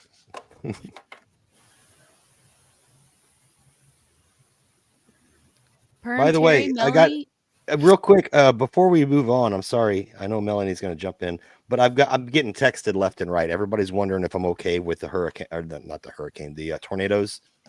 I just put this out here. Yeah, we had tornadoes come through last night. Actually, the house just up the road, they lost their roof. Oh my! Yeah, it's weird. Tornadoes are weird like that. I've got literally some camping chairs outside, like those double ones that you can sit side by side in, that didn't even blow over. Wow. But then my neighbor down the street, literally where the mailbox is about a quarter mile away, roof is gone. And it went up, didn't do too much damage here in St. Robert. We got hit hard. So the last one we had went between my house and my neighbor's house. And God must have a freaking umbrella over me, because my house took 0 damage. But my two neighbors' houses on either side got jacked up, like really jacked up. And anyway, from what I hear in St. James, which is down the road up Highway 44, their entire middle school is completely gone. And thank God that happened in the evening and not during the day, because what they had to do was hunker down in the hallway and duck and cover. Actually, I could play that. But no, so I just wanted to throw that out there. I'm sorry to take over the thing right now. Just a lot of people are texting me like nonstop right now, asking me about the tornadoes. So, all right. Sorry, Glad Ashley, go y'all- ahead. No, that's fine. I'm glad you're okay, and I think that's a topical and a good thing to bring up. And I'm sure people are wondering. So glad you're okay. Sorry about you for your neighbors, though. They got insurance, you know. All right. Well, I just wanted to check in with Meloney, Terry, Perm, if y'all had anything on Karen's story before we move on. Yes. I don't know this for sure, but I heard that if you get even just a barely a nick in your ear, that you're going to bleed like crazy. And if that's the case, there was no blood on the collar, and only like a snake tongue on his cheek, perfectly written. I'm sorry, that just creeped me out. And there was no blood anywhere else. That just really kind of was just creepy for that photo op. Yeah. I will And- say, Huh? Go ahead. from experience, this isn't an opinion one way or the other, but I got jumped about 10 years ago or so and had a beer bottle broken over my ear, and it split my ear, and it didn't bleed like crazy. It didn't? And it was Okay. quite a big gash.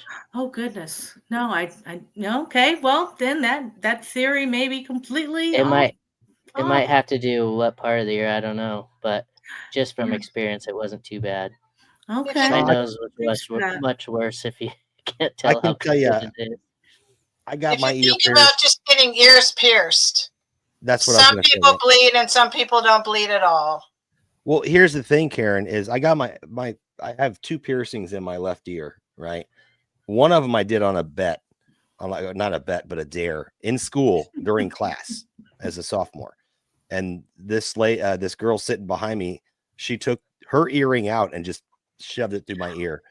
And it was a couple drops of blood. It wasn't much. The thing that I would say though is that the scar doesn't go away. And you know, I seen an interview with maybe it was with Tucker, I'm not sure, but Trump was there and they actually had a pretty good close-up of his ear. He's like, yeah, I got hit right here, not a scar. You cannot fix that. I'll be 50 here in a couple months, right? 50 years old. I got this stuff done when I was a teenager and I could still see the 2 dots where that tiny little, the size of a needle went through my ear. And I didn't use the starter earrings that, you know, kind of make it bigger. I just threw an earring in there. Did you keep them in though, or was it just I kept stuck them it through in. and then pull it out? Because I think that would make a major difference. So I didn't wear earrings on the regular. And in fact, I went in the military, so I couldn't wear them at all. In 99, I went in the military, but I didn't wear them on the regular before that anyway. So I really only wore the earrings on the regular for a couple years. And then I said, that was stupid. Why did I do that? And I still, you know, at 50, I can still see the 2 dots there. And I mean, you could see it even on, I find that funny. I know this is something I pick up when I see movies. And you see people in the movies that are doing like some old, like, let's say it's an Egyptian scene or something like that, or some old scene. And you could see on the close-ups that they have their piercing marks. They're not wearing them in the film, but they're very, very easy to see.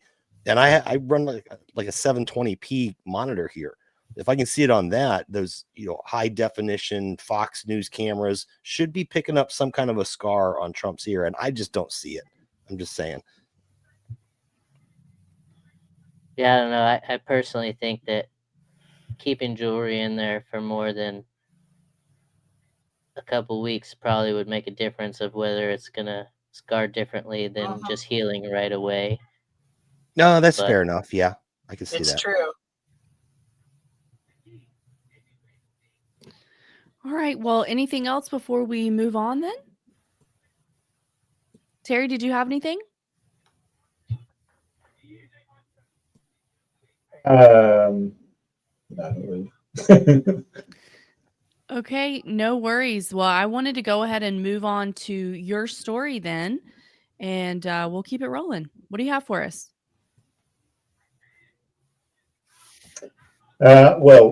Stealing Karen's thunder here, and thanks to the unknowns, Bruce and Justin Yesenkamp, for bringing this to my attention. And this is a story covered by the BBC, of all things, quite well, actually. Amazon forest failed to build road for climate summit. So even the BBC seem to think this is a bit of a crazy thing to do. They're cutting a 4-lane highway through this protected Amazon rainforest and cutting down tens of thousands of acres of trees. And there's a local guy here who lived in a village next to the proposed road that's been built at the moment. He used to make quite a nice living harvesting these wild, I think they're probably called acai berries from the trees. And he says, I can't do that anymore. I've lost my income, can't support my family. And he's not even going to be able to use the road because they're building big wall on either side, so he can't use it to like access the town.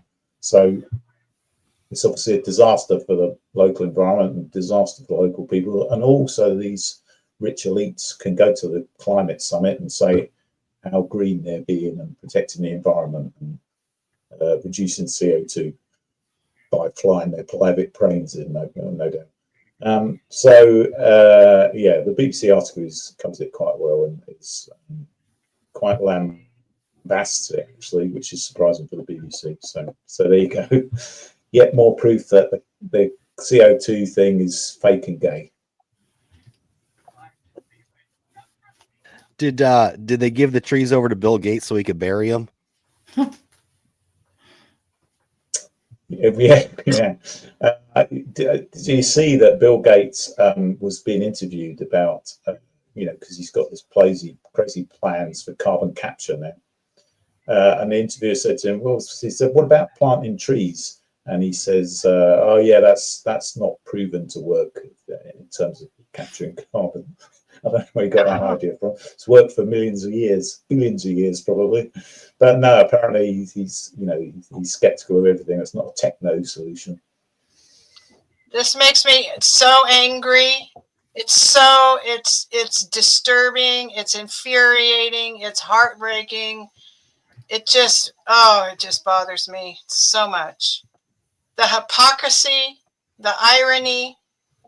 They've cut off 2 separate parts of the rainforest so that the species can't interbreed, and the communities of animals and insects, right. And the mycelium and thing, the whole biosphere is been chopped in 2. So it doesn't have a chance of healing itself. Some things could possibly go extinct or become isolated breeding communities and breed themselves out of existence that way. It's just such a tragedy. And why on earth would they, if they're truly concerned with conservation and climate and a small carbon footprint, why on earth would they not hold a meeting somewhere where there was already a road? Well, why? Number one, I think David somewhere where they can meet, conveniently. Why do they have to traipse down through the rainforest and destroy it and then have their meeting there? Here's a better question. They told us to stay home and they locked us down and then forced vaccines down our throat, and people had to remote work over Zoom and stuff like that. Why can't they do that? Yeah. They have to have their steak dinner. I've right? always wondered why they're not doing virtual meetings instead of flying their private jets 100 at a time to some remote location. Like, this is about climate, and where's the you fun can't in that? just get on the computer and speak to each other. Well, here's another thing: is We're that such hypocrites. David Knight reported on this, and I think he said, I haven't seen the story myself, but I heard David Knight report on it. He said it was like an 8-mile stretch of 4-lane highway. That is a lot more concrete and work than just building an airport. You could build a 1-mile strip airport. 1 mile is more than enough. 8 miles. Yeah. You could build 1 mile of a smaller than a 4-lane highway to land private jets and then put a pad to park them on a lot cheaper and not destroy as much trees. So I don't know. It's crazy to me. These people need to just go away. perhaps there's a resource there that they wanted access to, and so this was a good excuse to get the access to the resource. That's probably to more likely the build right the thing. infrastructure Well, to the resource, yeah. harvest the resource.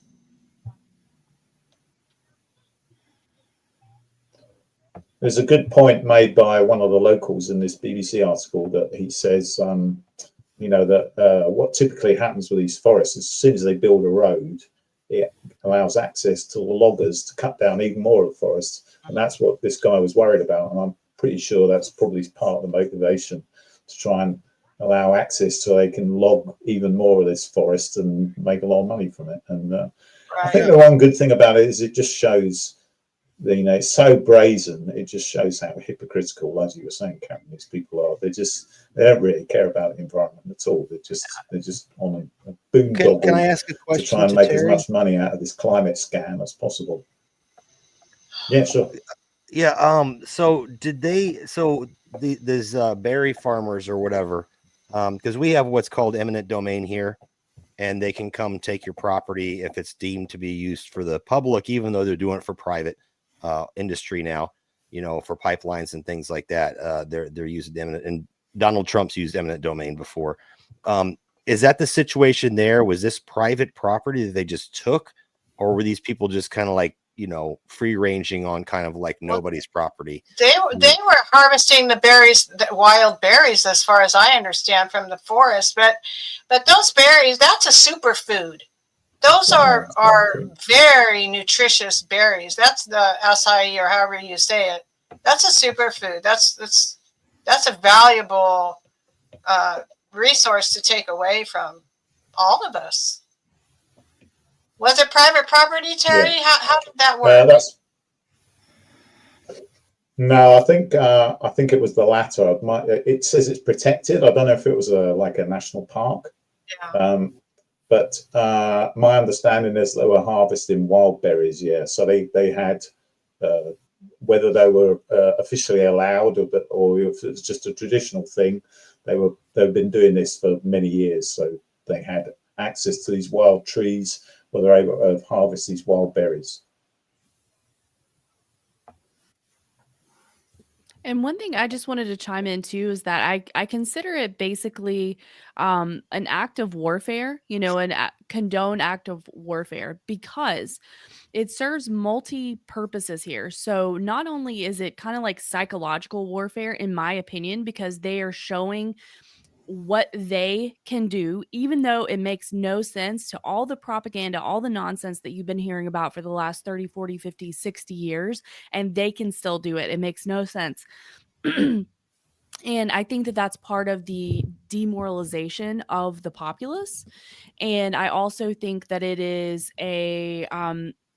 obviously harming the area that they're taking over. So I do think that that's part of it too. And I think the point about a resource being there potentially that they would want is a great point. So, and I also think that the confusion about why are you doing this? This makes no sense. I think that in and of itself is also an act of psychological warfare to keep people demoralized, confused, and not understanding, and never mind the environmental impacts and the economic impacts that it could have on people who live there. It's taking away their basic structure, like we were talking about at the beginning of the show.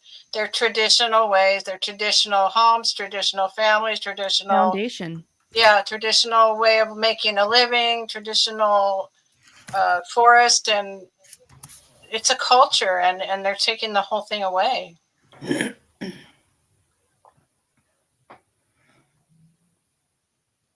I remember another story from I think it was a climate summit that happened in Switzerland, and one of these alternative journalist types had managed to get to talk to one of the drivers, and he said, you know, do they like using these environmentally friendly electric cars?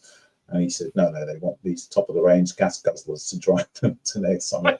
But Right. We're not allowed to. We're not really supposed to tell anyone that. So. And then I also heard that they didn't want vaxxed pilots on their private planes. Oh, wow. That's very That's telling. right. Yeah. I did hear that as well. Yeah.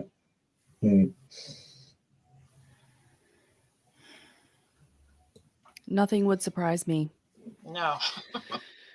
Okay, well, Jason, Perm, Melanie, do y'all have anything on that story that you want to add, or are we ready to move on? I just want to say that, what do they do with the trees? One thing I've noticed, I've seen Sell 'em. videos when they want to clear a forest quickly now. Back in the day, they used to come and log it, make planks and boards and stuff, and lumber's gotten extremely expensive. But what I see now is when it's something like building a road, they have this kind of like tree grinder on a boom that just and it just eats the tree. There's nothing left of it. What I a don't think waste. they're going to do that. That's hard. Those are hardwood trees, and I'm no rainforest expert, but to my understanding, some of those trees are very valuable. And They're hardwood. here's another thing. If they can build this 4-lane highway for 8+ miles in a few short months, how come I still have potholes in the highway after they've been working on it for like 3 years? Because you don't matter. Yeah. We don't matter. We aren't essential. No, that's all I got. I got nothing else. All right, Perm, Melanie, do y'all have anything on that, or are you ready to move on? I do have some breaking news, if you don't mind. I don't. The U.S. Air Force and Navy has launched a large-scale strike campaign in the capital of Yemen as of 20 or so minutes ago. This posted. Oh, God. Disturbing. Very. That is very But I disturbing. thought Trump was trying to end the wars. Huh. Only certain ones. Yeah. And even that remains to be seen. I was thinking about that and stewing over that today. I was like, I thought we were ending Ukraine, Russia. I thought that was supposed to end. Day and yet one. Here we still are. Day one. Yeah. Well, once we get into war with Iran, we can end the other wars, but we always constantly have to have a war going because that's the only thing keeping our GDP up. Well, and the other thing is that we must make the greater America's most favored nation our best friend project. The greater blank project must. You can say it. It's okay. We don't care here. No censorship. You may not want to say it. It might be personally dangerous pretty soon. That's what I was gonna say. I was like, it's not because I'm worried that y'all don't want me to say it. It's because I don't want the DOJ coming and J6ing me because I'm talking about our greatest ally. I'm getting to that point too. My door just got hear all these stories about everybody being swatted this week. Yeah. Yeah. I mean, I certainly think that even if even if I'd say where I am. Yeah, I think you are too, Terry. I think even if the SWATs are just, I don't know. I do question everything. I'm not saying they're not real, but I'm also saying I'm entertaining that idea. And if so, then I think that's one more thing of like, look what happens to people that don't toe the line. Look what happens when you question a totally legitimate school. You know what? Then you get sued for $1 million billion. This is what happens to you. So we're making examples of people that are very well known in, like in the political space, but yet they're not like the top tier of news people, if that makes sense. But they are being made an example of. So. And that's totally bullshit school, you know what? From my angle. Yes, I know. We talked about it. I heard. I appreciate the shout out. Yeah, for sure. The totally unquestionable thing that happened in Connecticut. So, speaking of shout outs, let me go ahead and address the people in chat because we need to let them know there's a SWAT team on the way to their house now. So because they're in our chat, right? So we've got Brian Taylor. What's going on, Brian? We got to get you back on, brother. Brian's a good guest. He looks like Jesus. He's got the long hair, Bronx Stomper's in there. What's going on, buddy? Gardner Goldsmith, Liberty Conspiracy, Monday through Friday, 6 p.m. Eastern, right? Not on Rokfin, I don't think anymore. So come on over to Rumble. the Fruit Stripes Gumland. Harps, Thunder from Down Under from Australia. What's going on, brother? Thanks for staying up with us. Nature Boy, that's Dave. He does the Third Rail podcast on Fridays. You can find him. Again, I don't know if he's gotten kicked off of Rokfin, but you can find him on Rumble. Death to Dave's a Tyrant. genius. I get tagged in every time he goes live on Twitter. Yeah, I don't get the notifications. I don't get notifications for a lot of people. But I actually got to catch the last show. I missed it because I was doing something else, but I will catch it, brother.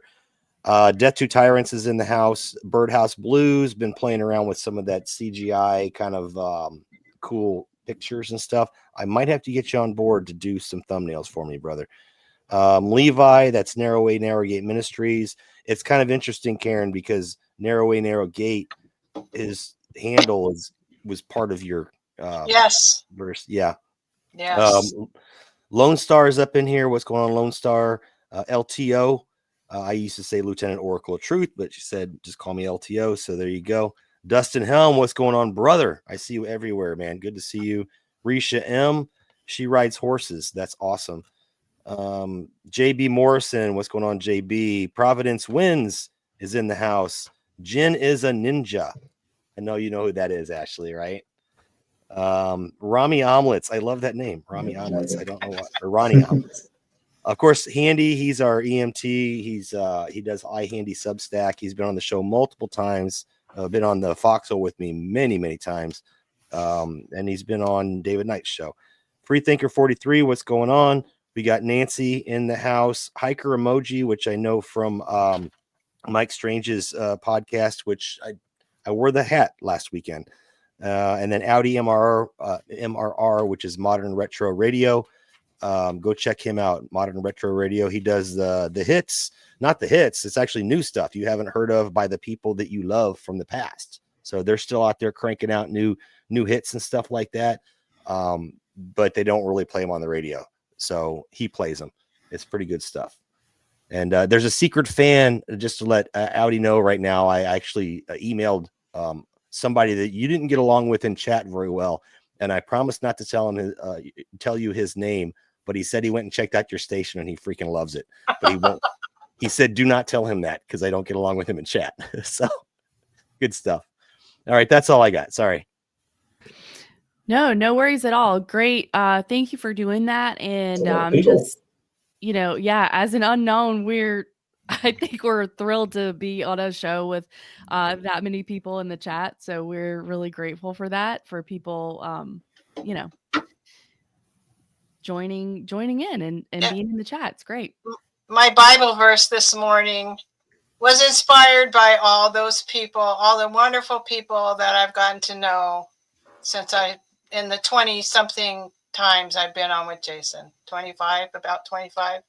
So I was just so grateful for the opportunity to get to know everybody and to be friends with everybody. And I was just thinking about how it's a hard time for some people to stay friends. So I hope that we will put forth the effort and the care to do that. Oh, I think I missed Birdhouse Blues. I'm sorry, Birdhouse. Oh, Birdhouse. Yeah, Birdhouse. No, I did say Birdhouse. No, you said Birdhouse. Yeah. Okay. Yeah, I just wanted to throw in as well. That's no, you said him. You said him. Yeah. That's just who's in the chat. We actually have 70 people on X watching, and we got one person on Facebook, which I usually have about 4 or 5. And we got a total of about 70 on Rumble. They're just not in live chat. So good exposure today. Love it. Yeah. Thank you all for watching, by the way. For sure. So for our last story, I wanted to cover something that I've seen being talked about in the chat, and we have been talking about it in our own our Unknowns and Propaganda Report Discord through the week, because and I'm guessing most of the people who watch your show, Jason, know what is going on, but I thought that this was important to at least address, and that is the failure of Rokfin, the crash of Rokfin. I don't know what we're calling it exactly, but it's something that I wanted to bring up because I think it's a really important issue. So obviously the theme of censorship comes up all the time in our platform. And Jason is he's really been ride or die for our podcast. And he's like, I love your show. Why don't more people watch your show? And we've talked about the issue of censorship. And of course, like, we've all been censored in this space, because anytime you're not towing the allowable conversation, it doesn't even necessarily have to be right or left, but as long as you're on that spectrum, then I think your content is allowed. And then if you're speaking outside of that, then you're going to be squashed. So we know that's, and especially we saw this in peak during COVID times and just post COVID, because we had a ton of people speaking out, and the censorship hammer was very, very heavy. We know that.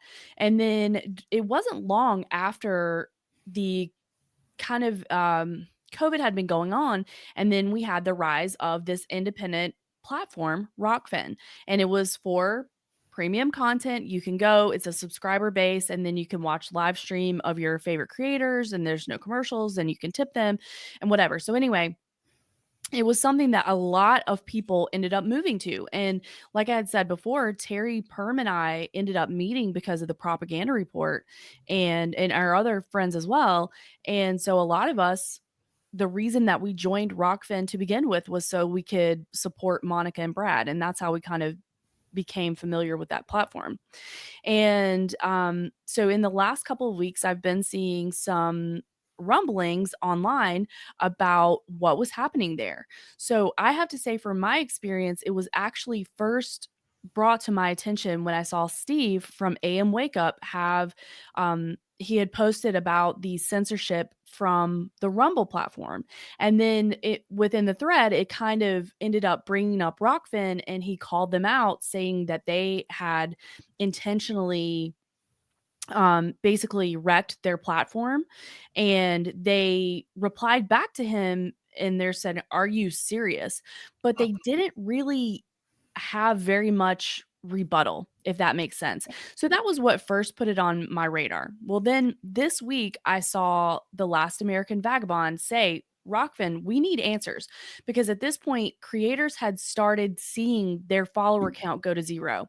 And this isn't just small accounts. These are like people that were in the independent media space, were really core people. And it's affected so many people. And I think Miriam Hynine, James Corbett, and many, many, many others. And I'm sorry that I'm not shouting out everybody right now, but it has been an issue.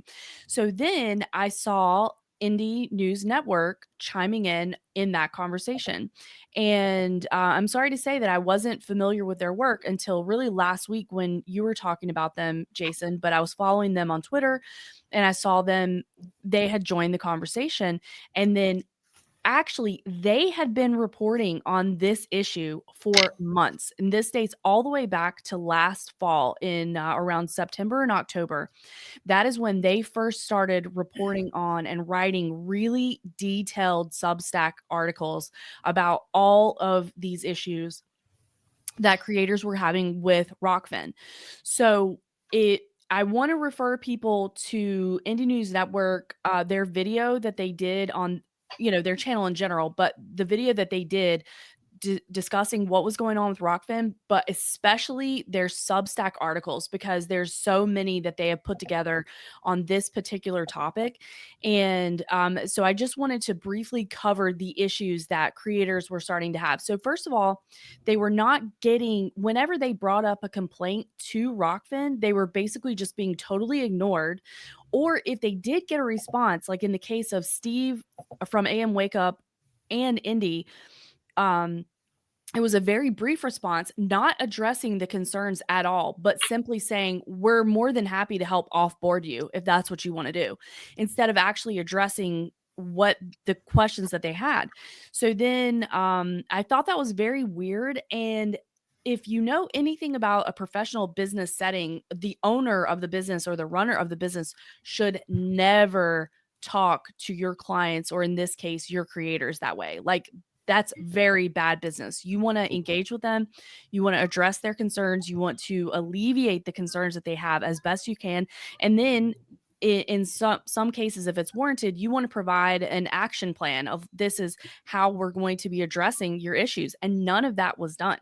Not to So- mention Steve's channel is like the biggest channel on Rokfin. Yes. Yeah, that's a great point. It's one of the busiest and most watched shows on the platform. And they felt like, and many of these creators did, that their work was not being advertised, but yet you would see Rokfin on Twitter advertising like ACC wrestling, college wrestling or something like that. So I think I don't 100% know what's going on. And obviously Indie News Network would know more. They've done a much more in-depth dive on this, but they had looked at the possibility, and I'm not saying that they're saying this is what it is, but the possibility that this was potentially some sort of scam in the crypto space, like a rug pull situation, because creators were so as a user of the platform, you had to you're paying in cash money, obviously, and then you would tip in money,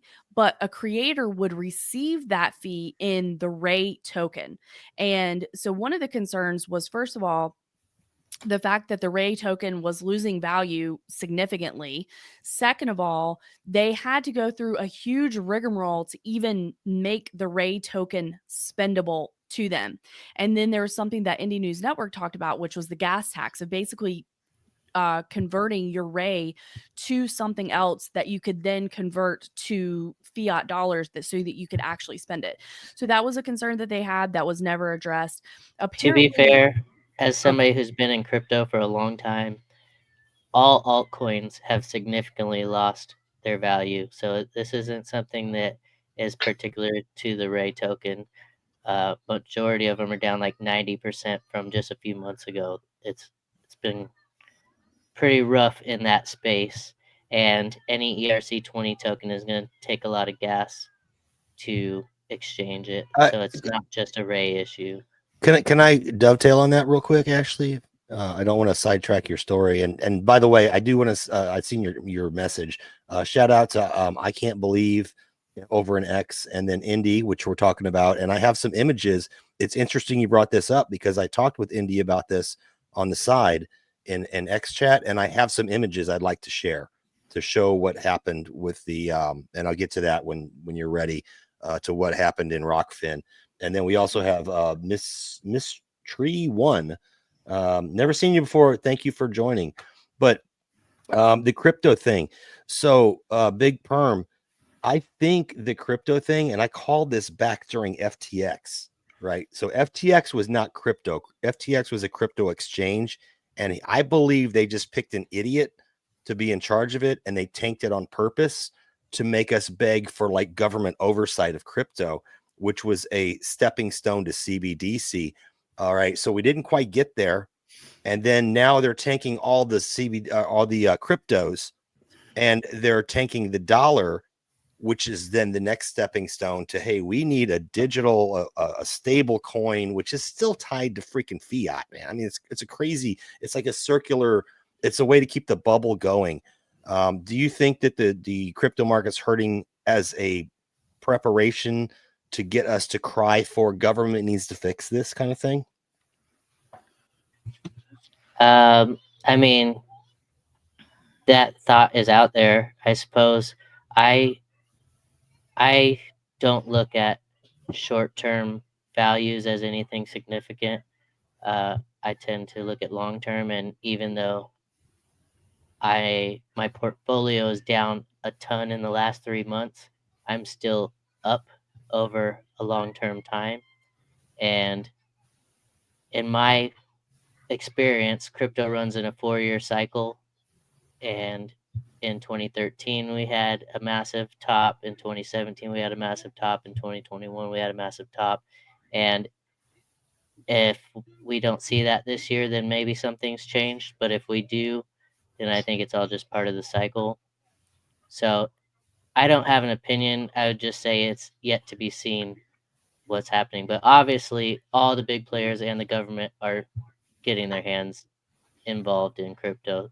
So that could definitely change things. And they say, yeah, we're not going to have a CBDC, but a stablecoin could be a CBDC by a different name, and 100%. then they didn't lie. Absolutely. All right, sorry for that sidebar, Ashley. Yeah, no worries. So, and I wanted to also go back to what Perm was saying, and I don't think that it's necessarily the lost value or people not having an understanding that you're going to have a fluctuation in, in these altcoins. But that is just a bullet point in many, many, many bullet points of things that are not making sense or concerns that are not being addressed, right? So, but that was part of it. But then the other part was that people were not being communicated with, so they would start having questions about their payouts, about their tips, and then those questions were not being answered. Then they stopped getting statements on what they had earned for that month. Then some payouts were even missed, which obviously, like for us, the unknowns, it wasn't a big deal because we're not over there making a bunch of money. But some people make their living off of the platform, and that's how they're able to support themselves and to keep going. So that was a concern. And then, like I was saying, that then we all of a sudden have huge accounts appearing to be deplatformed that were showing their follower count was now showing a 0. So I just think that was really interesting. Now there's some good information in the chat, of course, like from even earlier in the day, people discussing this and people having some theories that of what was going on there, almost like a free speech honeypot kind of thing. I think that's very possible. And I feel like there's a lot of elements going on here though. But I did want to make sure to shout out the Indie News Network because they have been writing about this for months. And me personally, this is the first time really a couple of weeks ago was the first time that I had heard anything about it and was that it was put on my radar that there was trouble in paradise in that regard. And basically the response from Rokfin at this time seems to be that because you are not putting certain content behind a paywall, then you are being basically punished from us by that, even though they didn't get a warning and that was not necessarily communicated that changes were going to be coming down because of that. Because some people refuse to put their content behind a paywall. They feel that ethically that's not what they want to do. And they want to have the value for value model, which shout out to Perm. He's a big fan of the no agenda, and that is one of their main tenets is their value for value. And a lot of creators like to use that model. So, but there are some creators in the independent media space who have still had the brakes put on their account on Rokfin who actually do have premium content. So that doesn't seem to be actually true coming from Rokfin. And people are wondering, so Indie News also pointed out that an LLC was created by the CEO of Rokfin. He inquired about that. His answers to my knowledge, or he was never answered on that question to my knowledge. And so he was also thinking that there was something kind of fishy going on with that. And then now here we are. And just last week was whenever we really started seeing it kind of hit the fan with creators accounts. So I want to reiterate again to please look at the Indie News Network articles that he's written on it. And he does have sort of a high level summary of a YouTube video as well, but the articles are really in depth. And I think it's an interesting an interesting situation that has arisen here. And it was kind of surprising. Oh, the other thing that I wanted to point out is that a lot of creators were never answered on functional complaints or functional concerns that they had on the platform as well. They're like, the chat function is not good. This doesn't work well on a cell phone. There's all sorts of like streaming issues here. It's glitchy. And even though the prices were rising for us to be subscribers of this platform, that was never addressed and improvements did not seem to be made. And that also ties in with Steve's argument of that the platform's actually intentionally tanked. So I just wanted to and there's so much more information here, and I know I haven't covered everything, but I just wanted to provide a high level of what was going on, and that a lot of people who are creators on that platform are now dealing with the fallout of this, and it's really coming to light. And I know Jason has some stuff that he wants to I share. wanted to say a couple things too. This morning on America Unplugged, the Billy Ray and talked about this quite a bit, and he said that they were just terminated. The American Unplugged channel was terminated with no notice, but they also had the issue with not wanting to provide premium content. That's not how they roll. I think that this has a lot to do with Rumble and the owners of Rumble, and Rumble being the truth controlled opposition honeypot and hurting I think that X and Rumble are the honeypot controlled opposition spots. If you look at who owns them, who the big fish are there, Dan Bongino on Rumble. Well, now he's assistant of the deputy of FBI or something like that. Yeah, it's the Peter Thiel acolyte. Right. The PayPal Mafia have both Rumble and X. So I think that plays into the thing with Rokfin too. Wow. So we got the tech bros and the the people who can come kick your door in. Wow. Yeah. Rumble is not it's not, if you look behind the curtain, it's not pretty. No, Rumble's doing the opposite of what X does. Rumble will actually fluff your numbers because they're still building themselves up to look bigger. They're puffing themselves up. So if you go into Rumble on the back end, and you should know this, actually, I'm sure you do as a creator, you go in and it'll say views versus unique views. Yeah. Right. So the views you see, so if it says we got 1,500 views on an episode of Knights of the Storm, maybe we only got 800 views or something, actual views. Maybe it's somebody that dipped out and then came back and watched it again later and it double counted that view. They're doing that to build themselves up. And that's what Rokfin did. Rokfin brought a bunch of people on to get a bunch of content, just like YouTube did when they started out. Let's get a bunch of people in here to give us some free stuff that we can monetize. And then once we get big enough and we don't need these people anymore, we can start selectively getting rid of people. That's what Rokfin is doing. And Rokfin, and actually, I think it might be, there's a couple things that might be happening. Maybe they're not as free speech as they said, and they're getting rid of certain people. Maybe their crypto is broken and they're trying to cut people out because they can't make good on their freaking, their deal. They can't pay it out. Or maybe, what was the third thing? I was talking to Steve P about this the other day, and I was talking to Indy about it. So anyway, let me get on to what I wanted to show real quick. I forgot that third point. So I was talking to Indy about this exact point, and it's crazy that you brought it up, Ashley. I had no idea you were going to bring this up. So I talked to Indy, and I went to go check up. I was just kind of watching my grandson down in the garage where I have a computer, and it said, "Hey, he's got a couple new videos right here, right?" So you can see that on my screen. And then these are channels I follow. Pay attention to that. Channels I follow. It says following and 2 new videos listed. Then I go over here to go there to see what he's got going on. 0 followers. This is when I brought it to his attention. And I didn't know that it was this bad. I mean, apparently he's been tracking this for a while, and you just did a great job covering that, Ashley. But yeah, 0 followers. And the last show that's listed right now that I could view is 6 months ago. Yeah, and that was one of the things that he said in his video, was that this was around the time that he published his first article on some strange things happening at Rokfin, and that was when they had made the decision to stop publishing to Rokfin altogether, because apparently they had 2 channels, and one of those channels became, it was unable to publish on that particular channel. So that was kind of what started him going down this rabbit hole.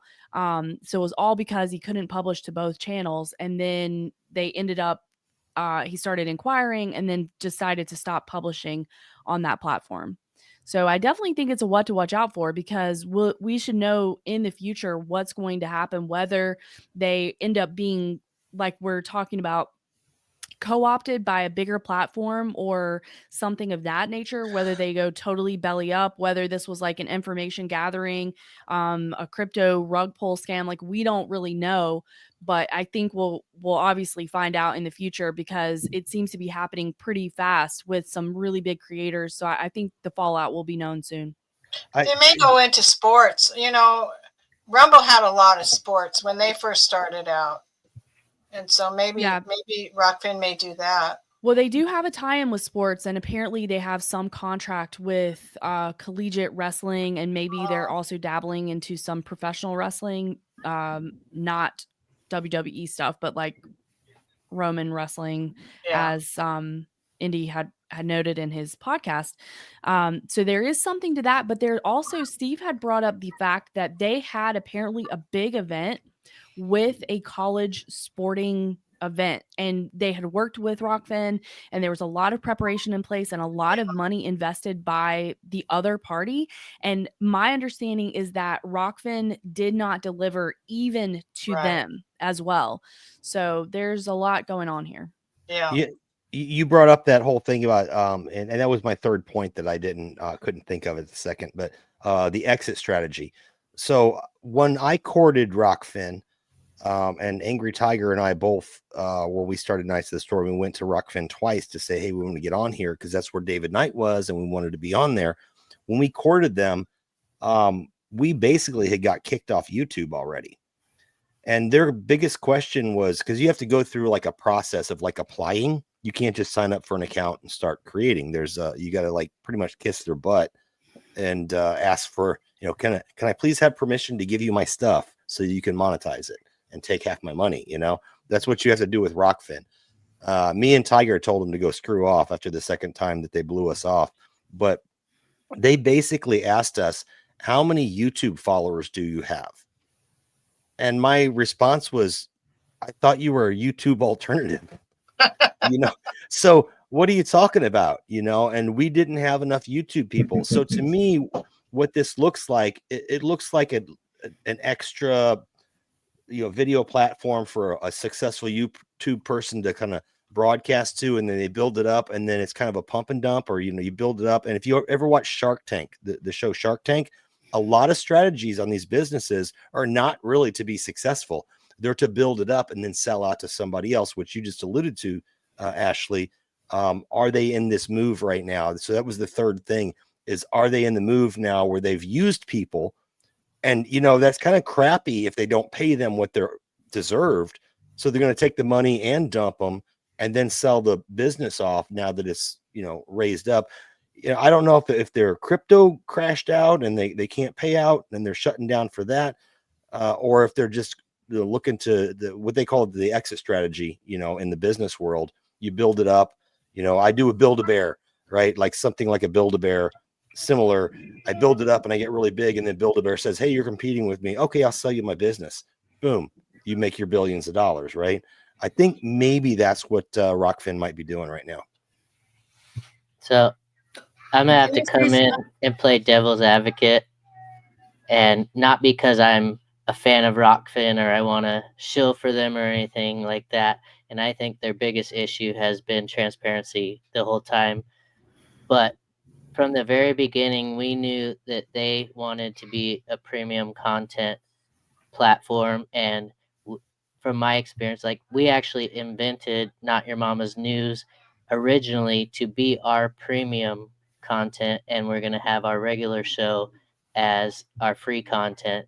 And Not Your Mama's News was so much more popular and so much less work than the regular show because we weren't deep diving into a single topic, that people just liked it more, and we wanted to keep it free for everyone so that they didn't have to pay money to listen to Not Your Mama's News.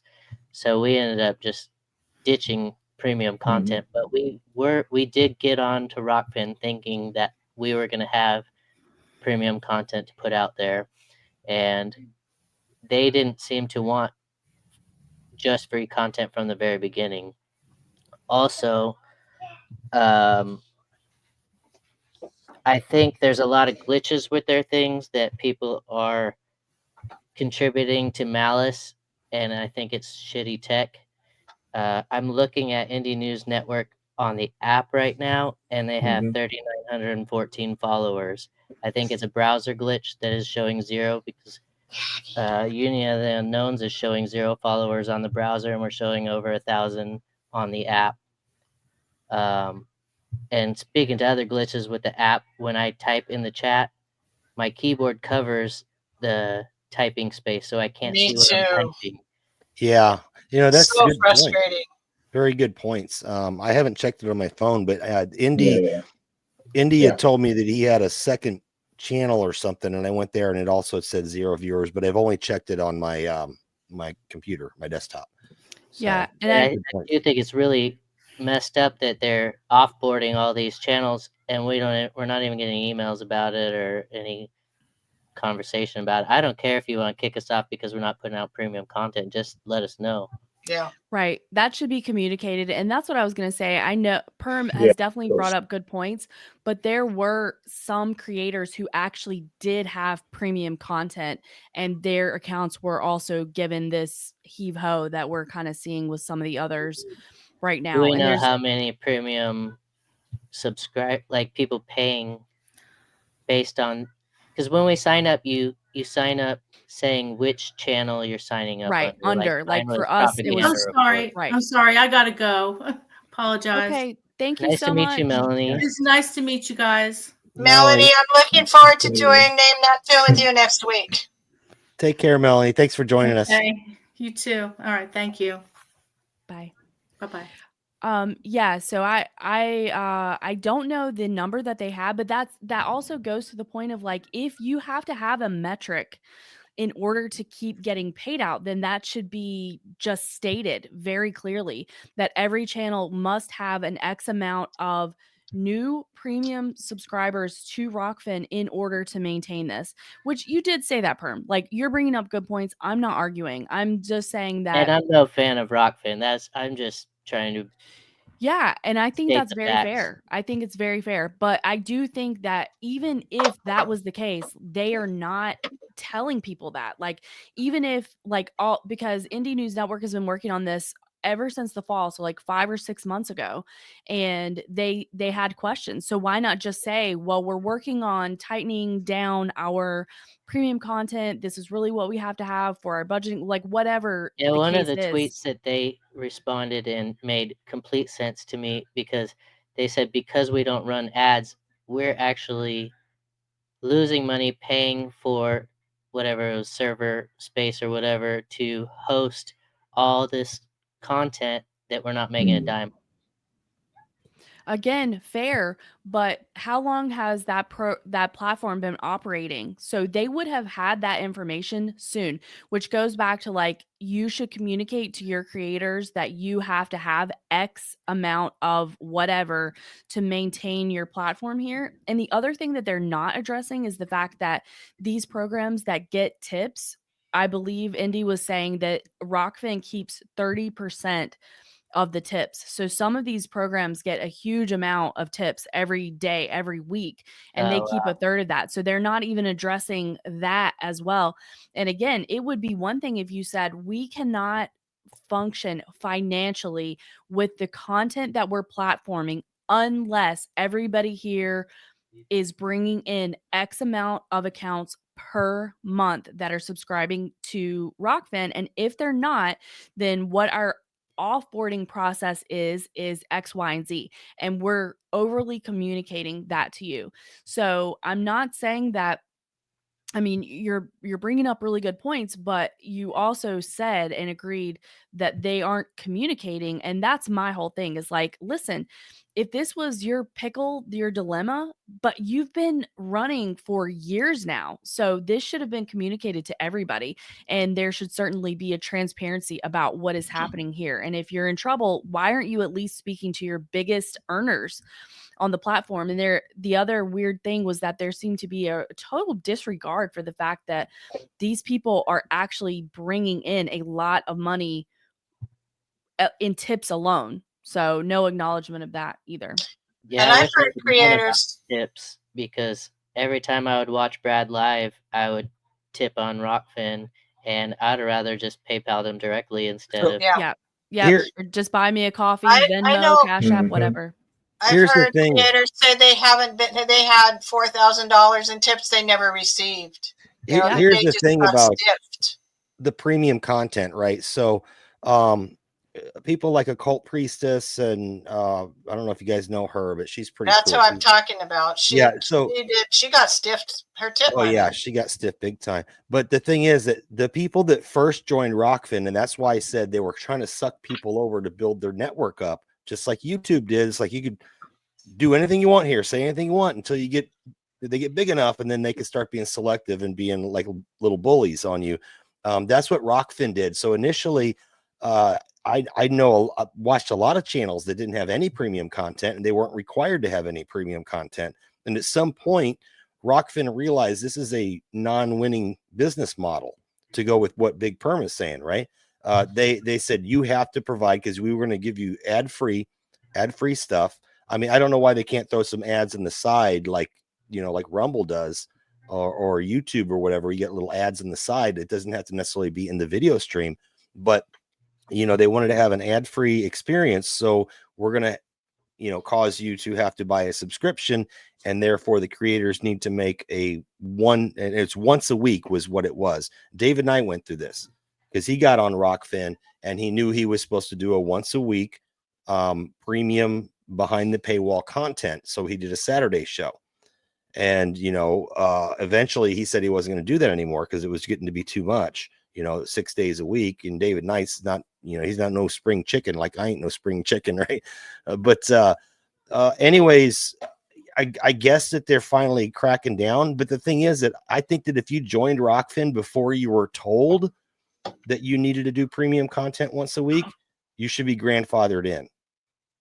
And at least you should be paid out. And that's where they're dropping the ball. So I'm not really sure. I think that their rate token is busted. I think that's what the real deal is. But I do agree with BigPerm. I mean, you make good arguments on why they're doing what they're doing. And yeah, you're supposed to have a once a week premium content. I don't think there's any hour regulation, like you do a 20-minute podcast to get on there, eat a sandwich or something. I mean, maybe that can satisfy them.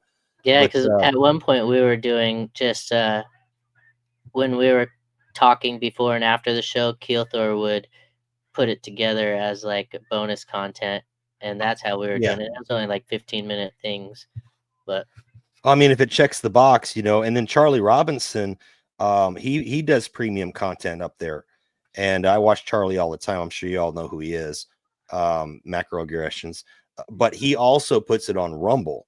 So, if you don't want to go watch his premium content on Rokfin, maybe you do want to watch his premium content on Rokfin because you can chat with people if it's live. I mean, that was what the whole thing was about, was the chat, really. That's the appeal to the live stuff, is the chat. But he goes ahead and throws it on Rumble like the next day or whatever. So, there's options for people out there that aren't kicked off of Rokfin yet. Go ahead and put it behind a paywall and then upload it. I don't know if that violates any terms of service that may have changed without your knowledge, but go ahead and do it live on Rumble, whatever premium, and then upload it, Rokfin, and then upload it to Rumble later so that your people who don't want to pay Rokfin can still see the content. Maybe that's the solution, but I really think they're looking for an exit strategy. I think they built themselves up. That's what it looks like to me. It looks like to me like it's just being abandoned.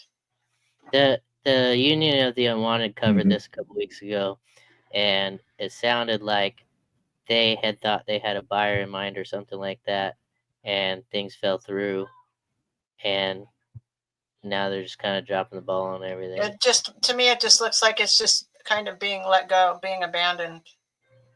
Yeah, I think so. I don't know, but that's my hunch.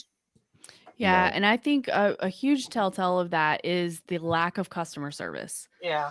Yeah. If you had a business that was truly engaged, even if you have very valid points and arguments for what is happening and why is happening, you would never just so flippantly tell people that we're making you money or buying your product or whatever.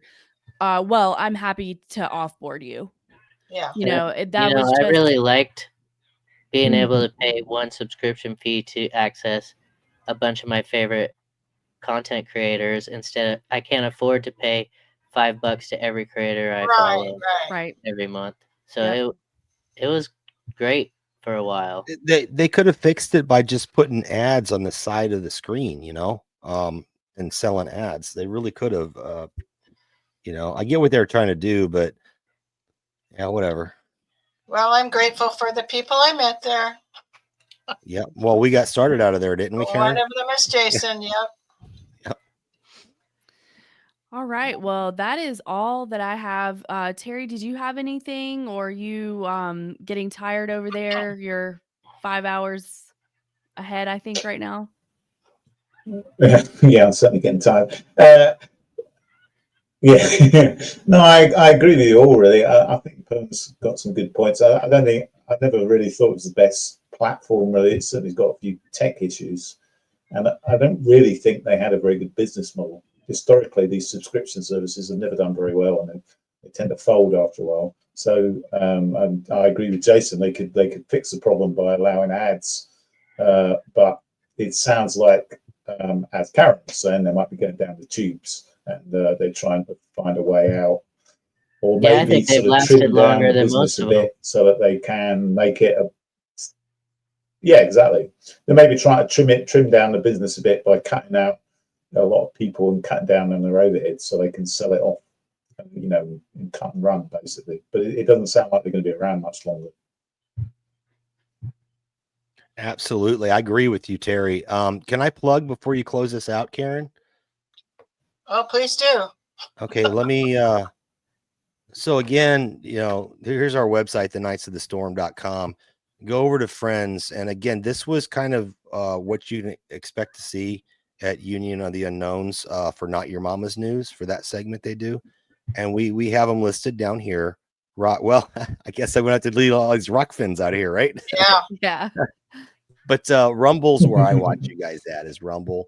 I noticed not all your stuff's on YouTube. Do you guys like delete stuff out if you talk about certain subjects, or just not broadcast there? So our No, master producer we is can't be bothered. Thor, and who knows what he's up to. But I think he Yeah. does take things off of YouTube in the interest of trying to keep the channel from being totally nuked. Right on. Well, hey, I think the idea was he was putting some sort of like teasers on YouTube to bring them out, because we can't put our episodes on YouTube. We won't last 5 minutes. So you know what, Terry, and I've gone back and forth with this, brother. We got booted for life off of YouTube, and I have a secondary account with a different email, and I have a Knights of the Storm account created, and I thought about doing that as a teaser type thing, because that's what what's his name, Steven Crowder, did. He would do part of his show on YouTube, and then he would be like, piss off YouTube, go over to A Rumble. lot of people do that. A lot of people do that. And I thought it might be worth doing that. I just don't want to really use the platform at all. But if I can get people off of YouTube and over to Rumble, there you go. Maybe I will do that at some point. But anyway, let me finish plugging so we can get out of here. My wife's asking where the heck I am right now. We've ran a little bit longer than we normally do, which is great. Too. So yeah, Union of the Unknowns. It's going to bring you. Go to the Rumble shot, and I love this graphic. This is like the best graphic ever. Shout out Stella Q on that, creator of that graphic. Both It's of awesome. them. Stella Q, yeah.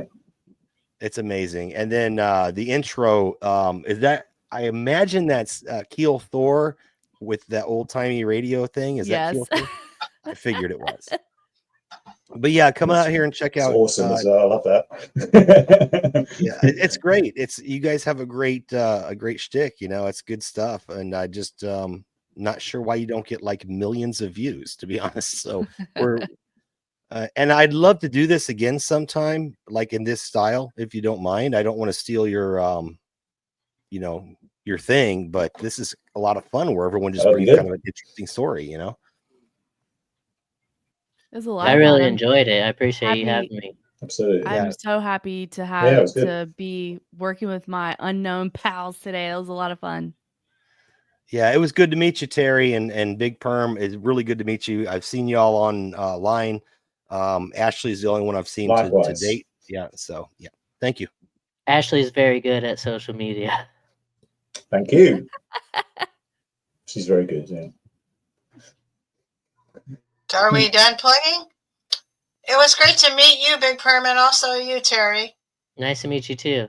And nice to spend some time with you, Ashley. Thank you very much. Likewise. Yeah. You too. Great insight today, and this was a really fun show. So thank you, Karen. Thank you, Jason, for the opportunity to do this.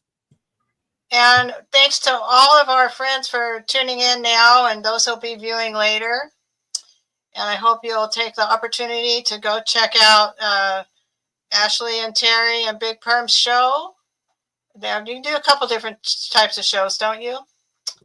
And we'll be doing next Saturday at the same time an episode of Name That Tune that I'm really looking forward to it. And we've been choosing our songs, and Jason will get the clips ready. I'm going to host and push the buttons.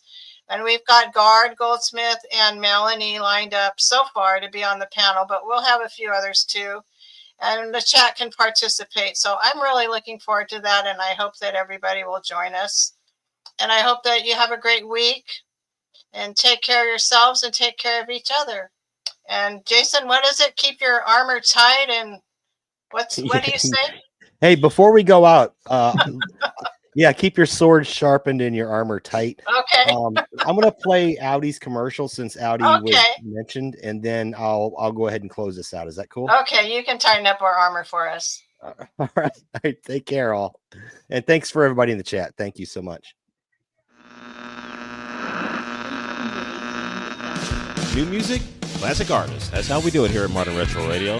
Lenny Kravitz has just released his 11th studio album. Here is the ever-enduring pop genius, Beck. Giving you the latest from Sheryl Crow, Lindsey Buckingham, Marilyn Manson. This is Garbage, a song called Blood for Poppies. Robert Crane's channeling Al Green, better known as Shaka Khan. Brand new music from Parliament Funkadelic. Back in the 1980s and 1990s, we knew him as Terrence Trent D'Arby. This is Taylor Dane. You know that group, Foo Fighters? I am vaguely familiar with them, yeah. The new album from Slash, Phil Collins, covers the Four Tops. Metallica's 2016 double album, Hardwired to Self-Destruct. Here we got Aerosmith with Beyond Beautiful. Almost.